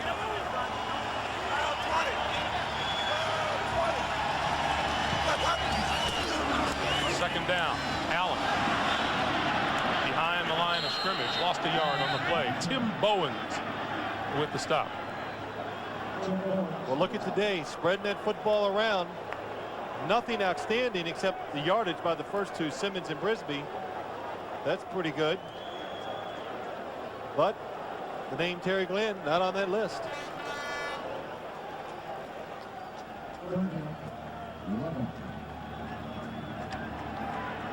Clock continues to move toward 9 minutes to play. Miami's defense, the best in the AFC in the red zone. Throwing for the end zone, it is incomplete. And everyone in that part of the field in the stands looking for a penalty marker that didn't fly. Well, that's every pass now in the NFL. Everybody wants pass interference. But this time, watch Terry Glenn. You know what? Guess what? Ray Hill on him. See that guy on the inside? Calvin Jackson. They are not going to let this guy get singled up and catch the ball down the field. We have another player down on the field. Jason Taylor. And he's holding his right knee. From 41 and 39 yards, this will be a 34-yard attempt. And that one is good. 9:05 to play here in the fourth quarter. The Patriots back to an 8-point lead, 30-22. Johnson the kick from Vinatieri. Patriots back up by 8. This is Marion. Dodges a tackler at the 20. He's to the 25, the 30, the 35, the 40 before he is dragged down. Steve Israel finally in on the tackle, and Damon Heward on in relief of Dan Marino today.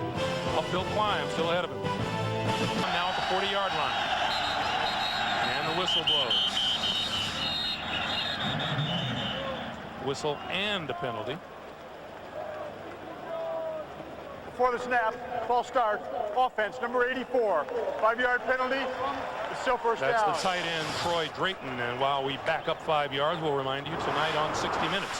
Why can elderly Americans buy prescription drugs across the border in Canada for a third of what they cost here? 60 Minutes tonight. Then it's a powerful, all-new Touched by an Angel, followed by the CBS Sunday movie Silk Hope, starring Farrah Fawcett. That's tonight on CBS.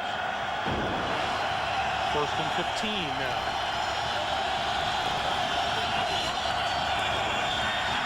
Heward throws, man out of the backfield. Or Troy Drayton is tight end, rather, and Drayton across the 45 and almost to midfield, close to a first down.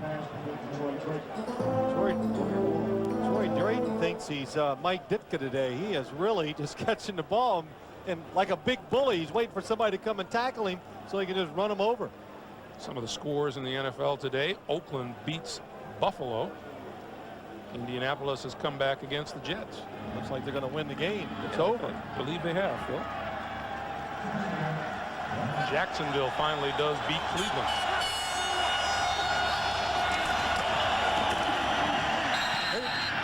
That's Stanley Pritchett. Now this Miami offense can't be as patient as it was before. Down 8 points, 8 minutes to go. You have to think 2 possessions you need to give yourself a chance to win the game. with time, throws down the sideline, incomplete. That pass intended for O.J. McDuffie. Good idea by the quarterback, but Ty Law is having a day that he had many of last year, just all over the receiver. First round draft choice in '95 was Ty Law, Pro Bowler last season. You know, Greg, you talk about, as I watched Damon Heward, you know, nice solid performance by him so far coming in. I'll never forget what Jimmy Johnson said last week. This guy for 2 years has been working and working hard, waiting for this opportunity in case he plays, as he's the last guy to leave the complex every night, studies late, just in case Dan Marino goes down. Eludes the blitz, throws, completes the pass. Inside the 45 to the 44-yard line is Cecil Collins for a 5-yard pickup. Willie McGinnis made the tackle. Well, consider, too, Damon Heward out of the game of football his first year out of college and went to work for Paul Allen, the owner of the Seattle Seahawks, in a public relations capacity. Not a bad job. But I think the thing, you know, as I listen to what Jimmy Johnson was saying about him, when you're a backup quarterback like Damon Heward, you're probably going to get like one chance at this. And if you don't make it work, you can play yourself right out of the league. So it's important for him, the team, and for his career that he comes in when Dan Marino's hurt and he plays pretty well. Play clock is down to 1. The snap is good. The pass is batted into the air and incomplete. Lawyer Malloy on the blitz had a hand on the ball. Boy, what a game Lawyer Malloy has played today. Well, he plays a good game every week. Number 36. Guess what? He's blitzing again. Oh, just the running back, Stanley Pritchett. You've got to step up, take the blitzer on. You stand there. He gets into the face of the quarterback. That's why he knocked the ball down. Sky high punt from Hutton. Ball bounces inside the 10-yard line. And it's going to come to rest at about the 8. That stops the clock. 6:48 to play. And the New England Patriots looking to run some more time off the clock. Play on first down, going to throw. Going to go deep down the sideline.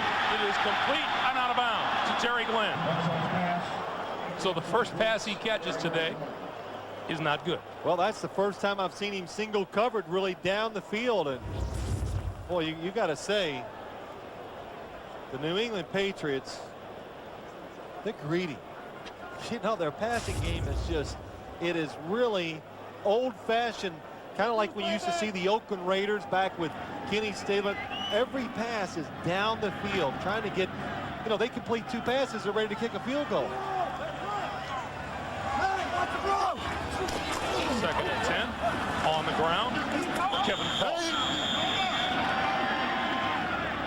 You know, you have the so-called, which I'm going to say for the first time, the West Coast offense, which signifies short passing. So we need to name this, what do you call this offensive? Oh, how about East Coast, Phil, since we're in. No, that's too, come on. Greg, all the vocabulary of yours, and that's all you come up with? You know, there's something. Piggy? How's Piggy? No, that doesn't quite work either, does it? I don't know. All right, I tried. Let's go. Third down. All kinds of time at the goal line, and now he throws it away.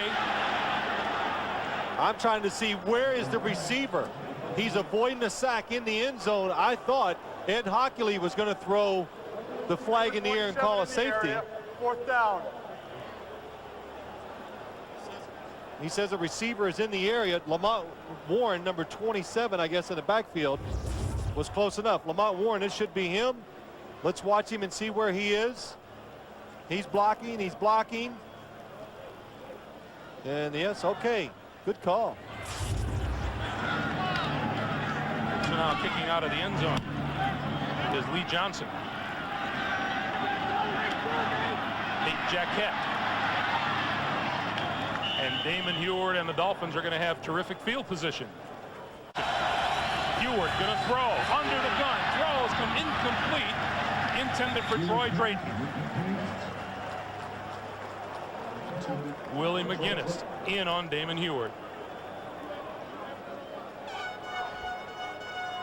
Welcome to those of you who have been watching other action around the NFL. 5 minutes, 42 seconds to play here in the fourth quarter. Dan Marino left this game early. Earlier this week, he was suffering spasms in his neck and his shoulder. Came out through an interception, returned for a touchdown. Couldn't get anything on his passes. Damon Huard has come on to replace him, and you saw Huard's numbers there. Now on 2nd and 10, he's going to throw it, and it is intercepted. No, falls incomplete. Chris Carter going for the pick. Well, a couple things here. You're calling offense for the Miami Dolphins. You now realize it's probably 4-down territory. In other words, Jimmy Johnson says, Kippy Brown, you got 4 downs, get me a first down. The other thing is the Dolphins doing a terrible job with the blitz today. Terrible on offense. Just can't block it, not completing passes down the field. Whoever they play next week, you can bet they're going to see a lot of blitzes again. There's no reason to think that the Patriots are going to stop doing it now. Why? If it works, you keep doing it. Make them show and prove to you that you can do something. Look at this, to the people at the line of scrimmage. Oh, good bluff. They get the snap off in time, and he's going to run. First down inside the 30. Huard has shown the ability to scamper on more than one occasion today. 11-yard pickup. Well, we saw the great bluff by the defense. We're going to blitz you. No, we're not.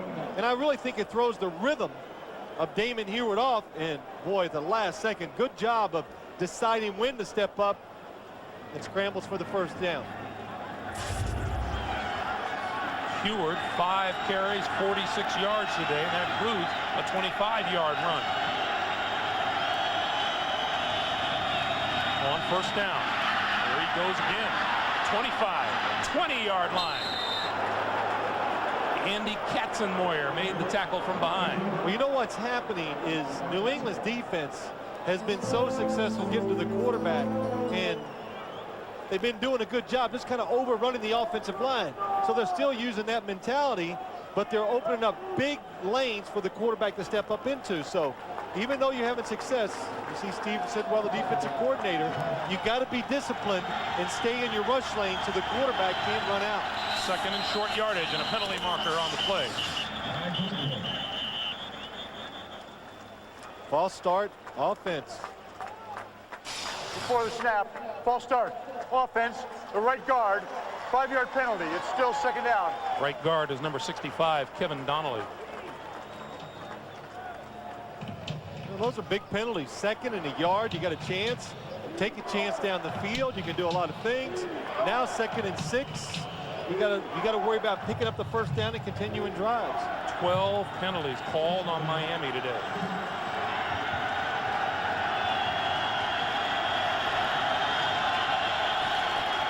Second and 6. And that's Willie McGinnis jumping across. Well, he wanted to give it back. They were getting ready to blitz on his side, and he was going to go inside, and he was just too excited. Ed Hockley. Before the snap, encroachment, defense, number 55, 5-yard penalty. It's still 2nd down. Phil, we've been talking about Damon Huard running the football. 6 carries today, 54 yards. Dan Marino's best game ever running the football was here in New England in November of '83. He rushed for 18 yards. 1983, his rookie year. That is great. His longest run ever was on that day, too. He scampered a mammoth 15 yards. There's first down yardage. Stanley Pritchett.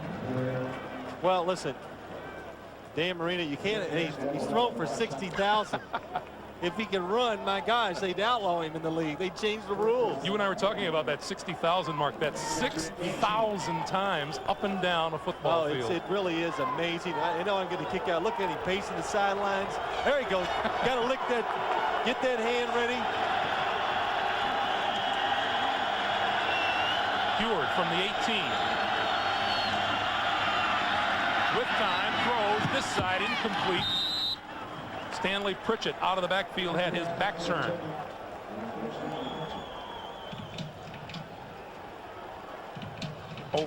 Over the last 3 games, this is Miami's 12th trip into the red zone. In those 12 trips, 2 touchdowns, 8 field goal. Oh, no, just terrible inside. Even today, got down to, what, the 5-yard line. False start by the tight end, brought it back. Can't do anything. Got inside the 3 once, no touchdown.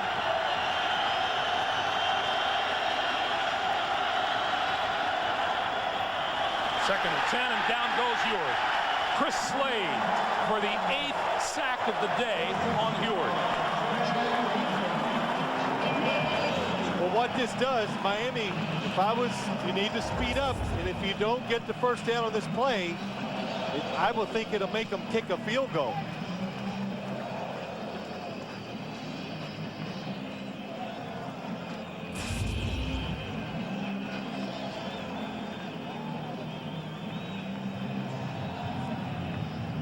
And we welcome those of you who've been watching other action around the league. Greg Gumbel, Phil Simms, Armin Katayan here in Foxborough.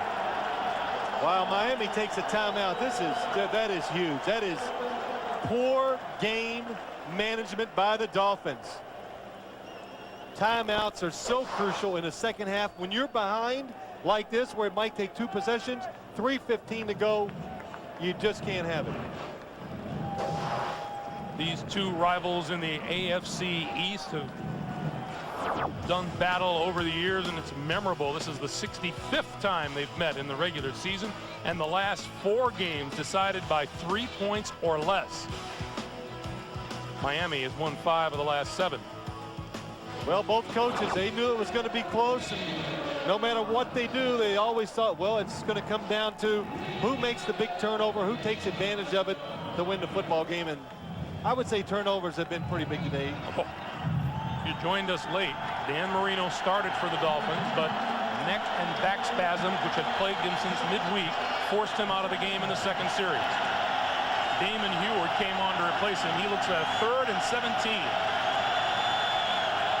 Blitz. Dodges one, loses the football, and then goes down. Katzenmoyer.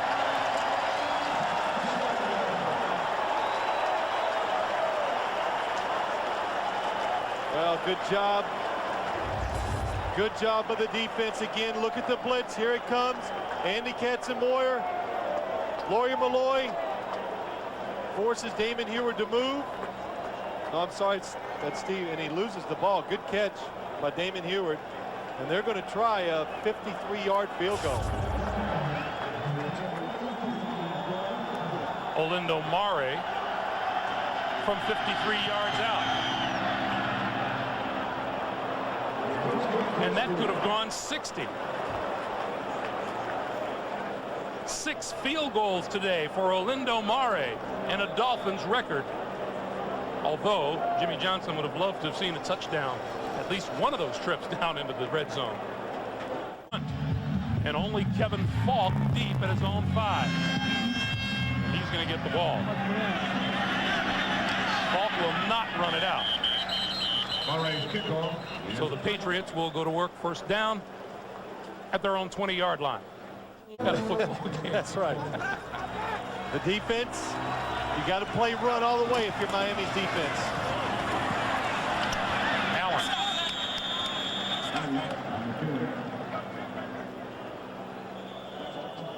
And timeout to stop the clock.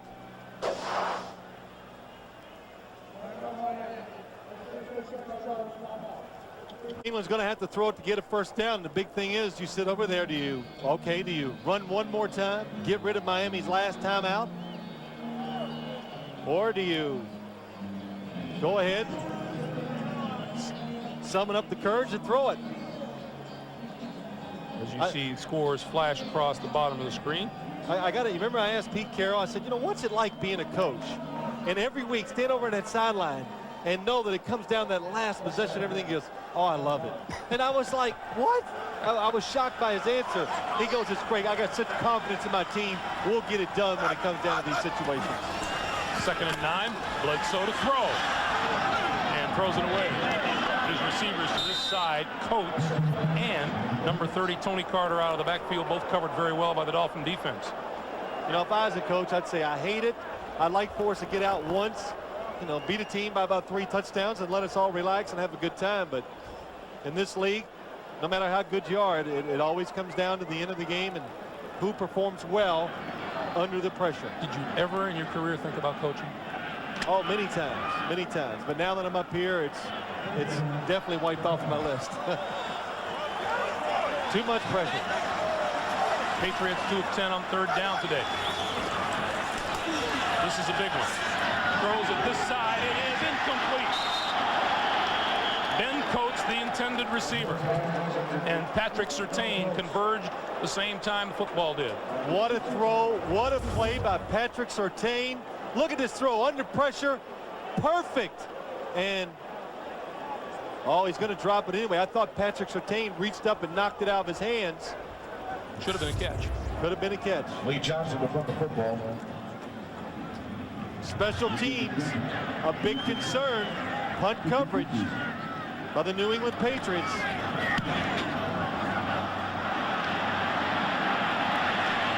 From the 43-yard line, Nate Jacquet, and Jacquet down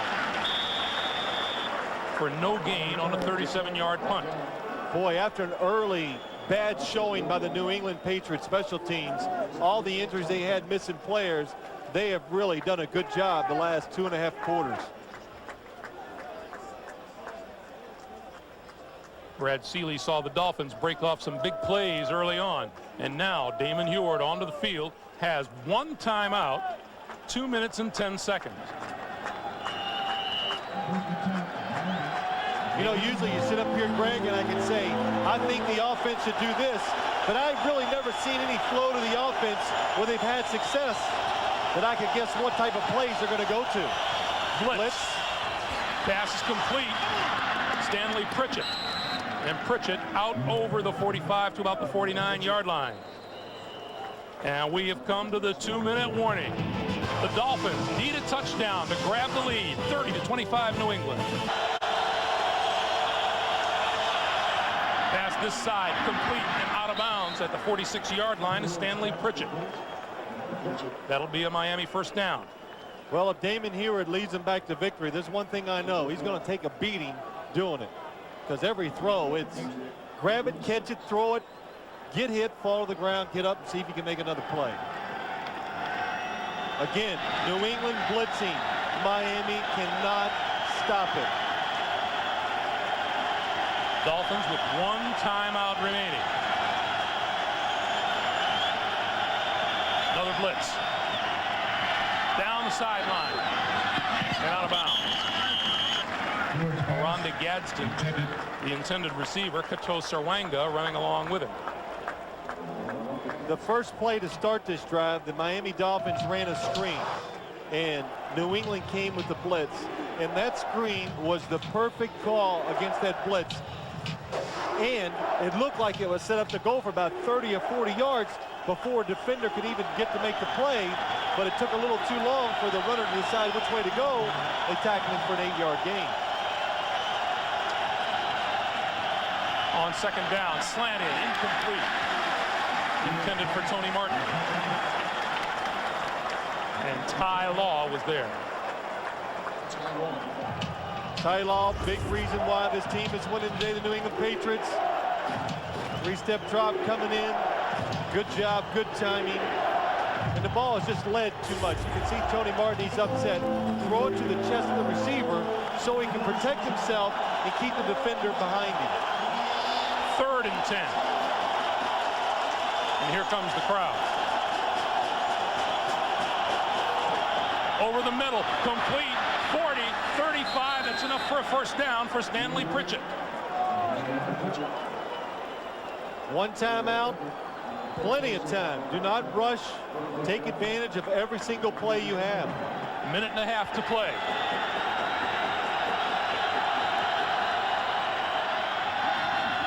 Again, Pritchett out of the backfield and out of bounds for a 1-yard pickup.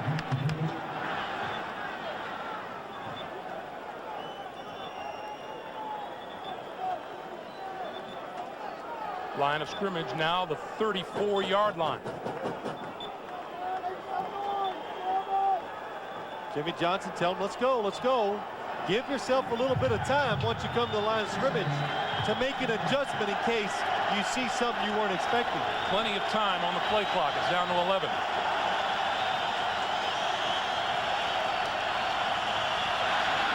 Throws to the far side. Complete. That's not going to get anything. J.J. Johnson out of the backfield. And the Dolphins will use their final timeout. And Heward will come to the sidelines. Well, the one thing I've noticed, no plays that gives them a chance to throw to the wide receivers down the field. In other words, no deep in cuts, nothing on the outside. What seems to give them a little hope and a little chance is sneaking them back out, dumping off a short pass and see if they can make somebody miss to get a first down. Every once in a great while, we've seen a tight end open over the middle in a soft area of the defense.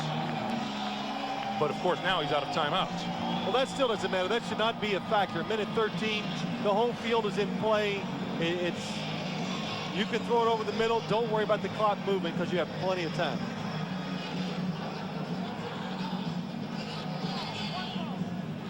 Third down has been pretty good for Damon Heward. Well, it looks good. You got to remember that one long touchdown pass when he scrambled and threw it to Tony Martin makes up most of those yards for him. Probably the best thing for the Miami offense to give him a chance where he can throw a short pass, somebody can break a tackle and get a first down, is to have New England blitz. If I was New England, I would not blitz. They have shown no reason or no capacity to get the ball down the field. He needs the 25-yard line for the first down. There is a blitz coming. Heward steps up, throws over the middle, complete first down. Tony Martin. Clock continues to move. See, when you blitz, you do give them more room to throw the football. And Heward will spike the football and stop the clock with 56 seconds to play.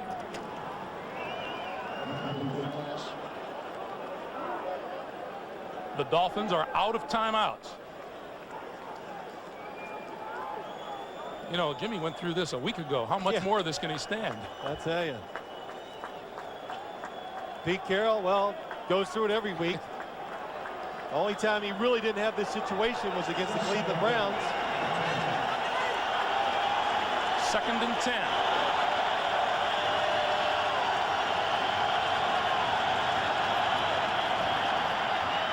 Throws to the far side, complete and out of bounds is Pritchett. That's only a 1-yard pickup. Should Miami lose this game, they will have plenty to think about on the ride home. 2 passes returned for touchdowns, 9 sacks of the quarterback, and 12 penalties so far for 94 yards today. That's enough mistakes and to lose about 3 games in this league. 3rd and 7. They need to reach the 14-yard line for a first down. Heward steps up, throws over the middle, has a man, first down, 10, 5-yard line. 1st and goal for the Dolphins, J.J. Johnson. Clock continues to move, and Heward will spike the ball now to stop the clock. As I say that, I remember that Dan Marino made the same motion and beat the New York Jets with a touchdown pass. I would not have spiked that ball. You had time, 30-some seconds to go up, signal the receivers for the play, block it, throw something, whatever it is, just to give yourself one more chance. 30 seconds, you can get 4 plays off down here with no problem at all. Miami out of timeouts, 31 seconds to play. 1st and goal from the 5. Now, if you bump Oronde Gadsden, the Dolphins love to throw the jump ball to his side. Here it comes. There it is, in the end zone, incomplete. And Kato Sarwanga was over there to cover him. I tell you what, I still like the play. I like this thought because it looks like Oronde Gadsden, just throw it up there where they can both get a chance to go to it, because he looks like he is physically just so much more capable of going up and getting that football. Now remember, Heward spiked the ball to stop the clock, so this is a 3rd down play, 3rd and goal.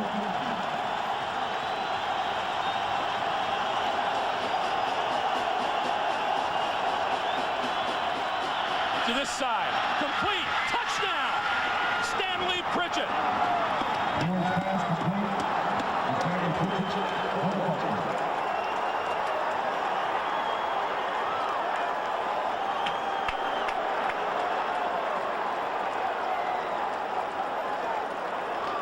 Well, you should smile, Damon Heward. I tell you, what a job. That is all that is from him. It's just going out and competing and just fighting. It might have been one of the ugliest drives I've ever seen to go down a field and score to maybe win a game. But it was just about competing hard and playing hard. And finally, when he gets an opportunity, the guy makes the play. Now the 2-point conversion attempt to make it a 3-point lead. Boy, can you even focus enough to even try to make this play after what you've gone through today if you're Damon Heward. Dolphins have not successfully made a 2-point conversion this year. Heward going to throw it far side. It is incomplete. Intended for Arande Gadsden. Say, if you could see a number from here, you got great eyesight. But what a job by Damon Heward. Really, the 2 plays that maybe could win the game, throwing it to the backs. And look what happens. Good call, good design. The receivers come down inside. Larry Wiggum, number 25, you can see he's fighting his way through the traffic, trying to get in position to cover Stanley Pritchett. It's too late when he gets there. Damon Heward says, you betcha. 24 of 42 for 239 yards and 2 touchdowns and a pick today. Oh yeah, and he was on his back 9 times. The 2-pointer, they just try to throw the ball up there, a little jump ball situation. Doesn't work.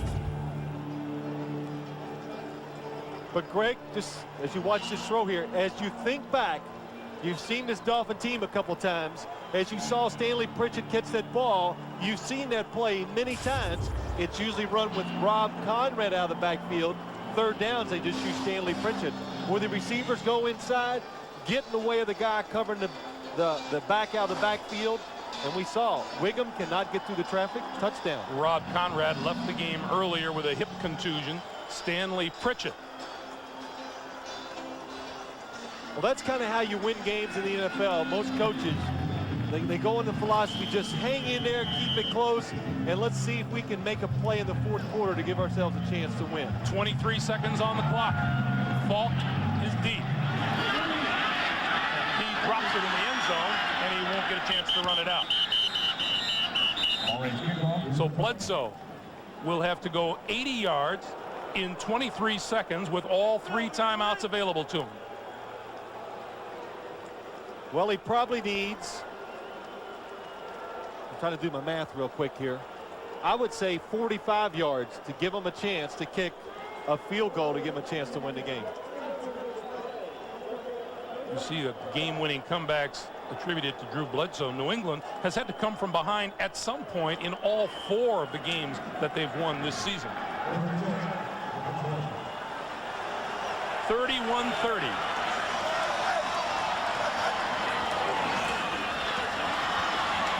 Bledsoe with time down the middle. It is complete to the 40-yard line, and a timeout by Sean Jefferson is called. 20-yard pickup.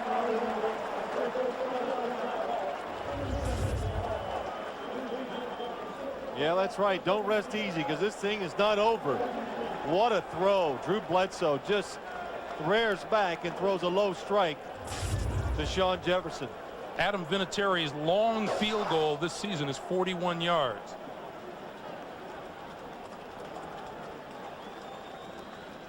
Wow. But for his career, it's 55.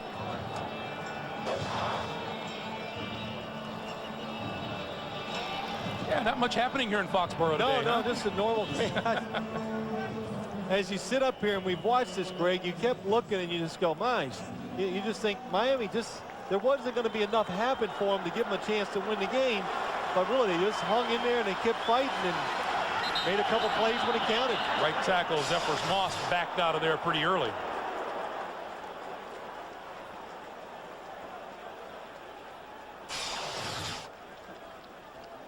Before the snap, false start, offense, number 77, 5-yard penalty. It's still 1st down. No 10-second runoff because the clock was stopped. Patriots had 6 false starts last week in the loss to Kansas City. That's their first here today. Well, I like the play they had last time. I like the receivers coming over the middle. Bledsoe throws down the sideline, far side, incomplete, and a penalty marker. Tony Simmons, the intended receiver.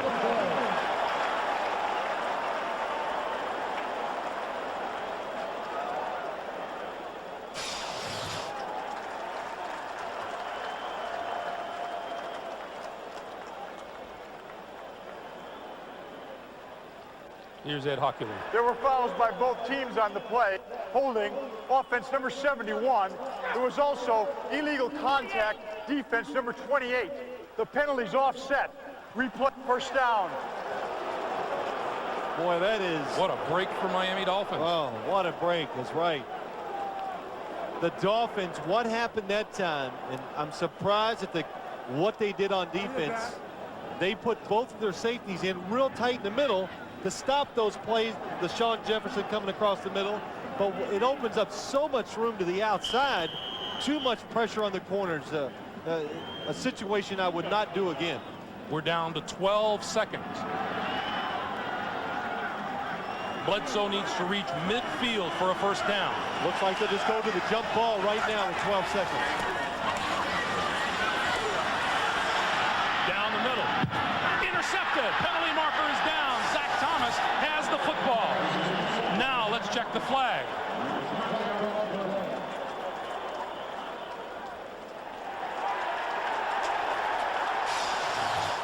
Interference against Miami. I'll tell you, you think that 5-yard penalty wasn't big? Take this ball wherever it is.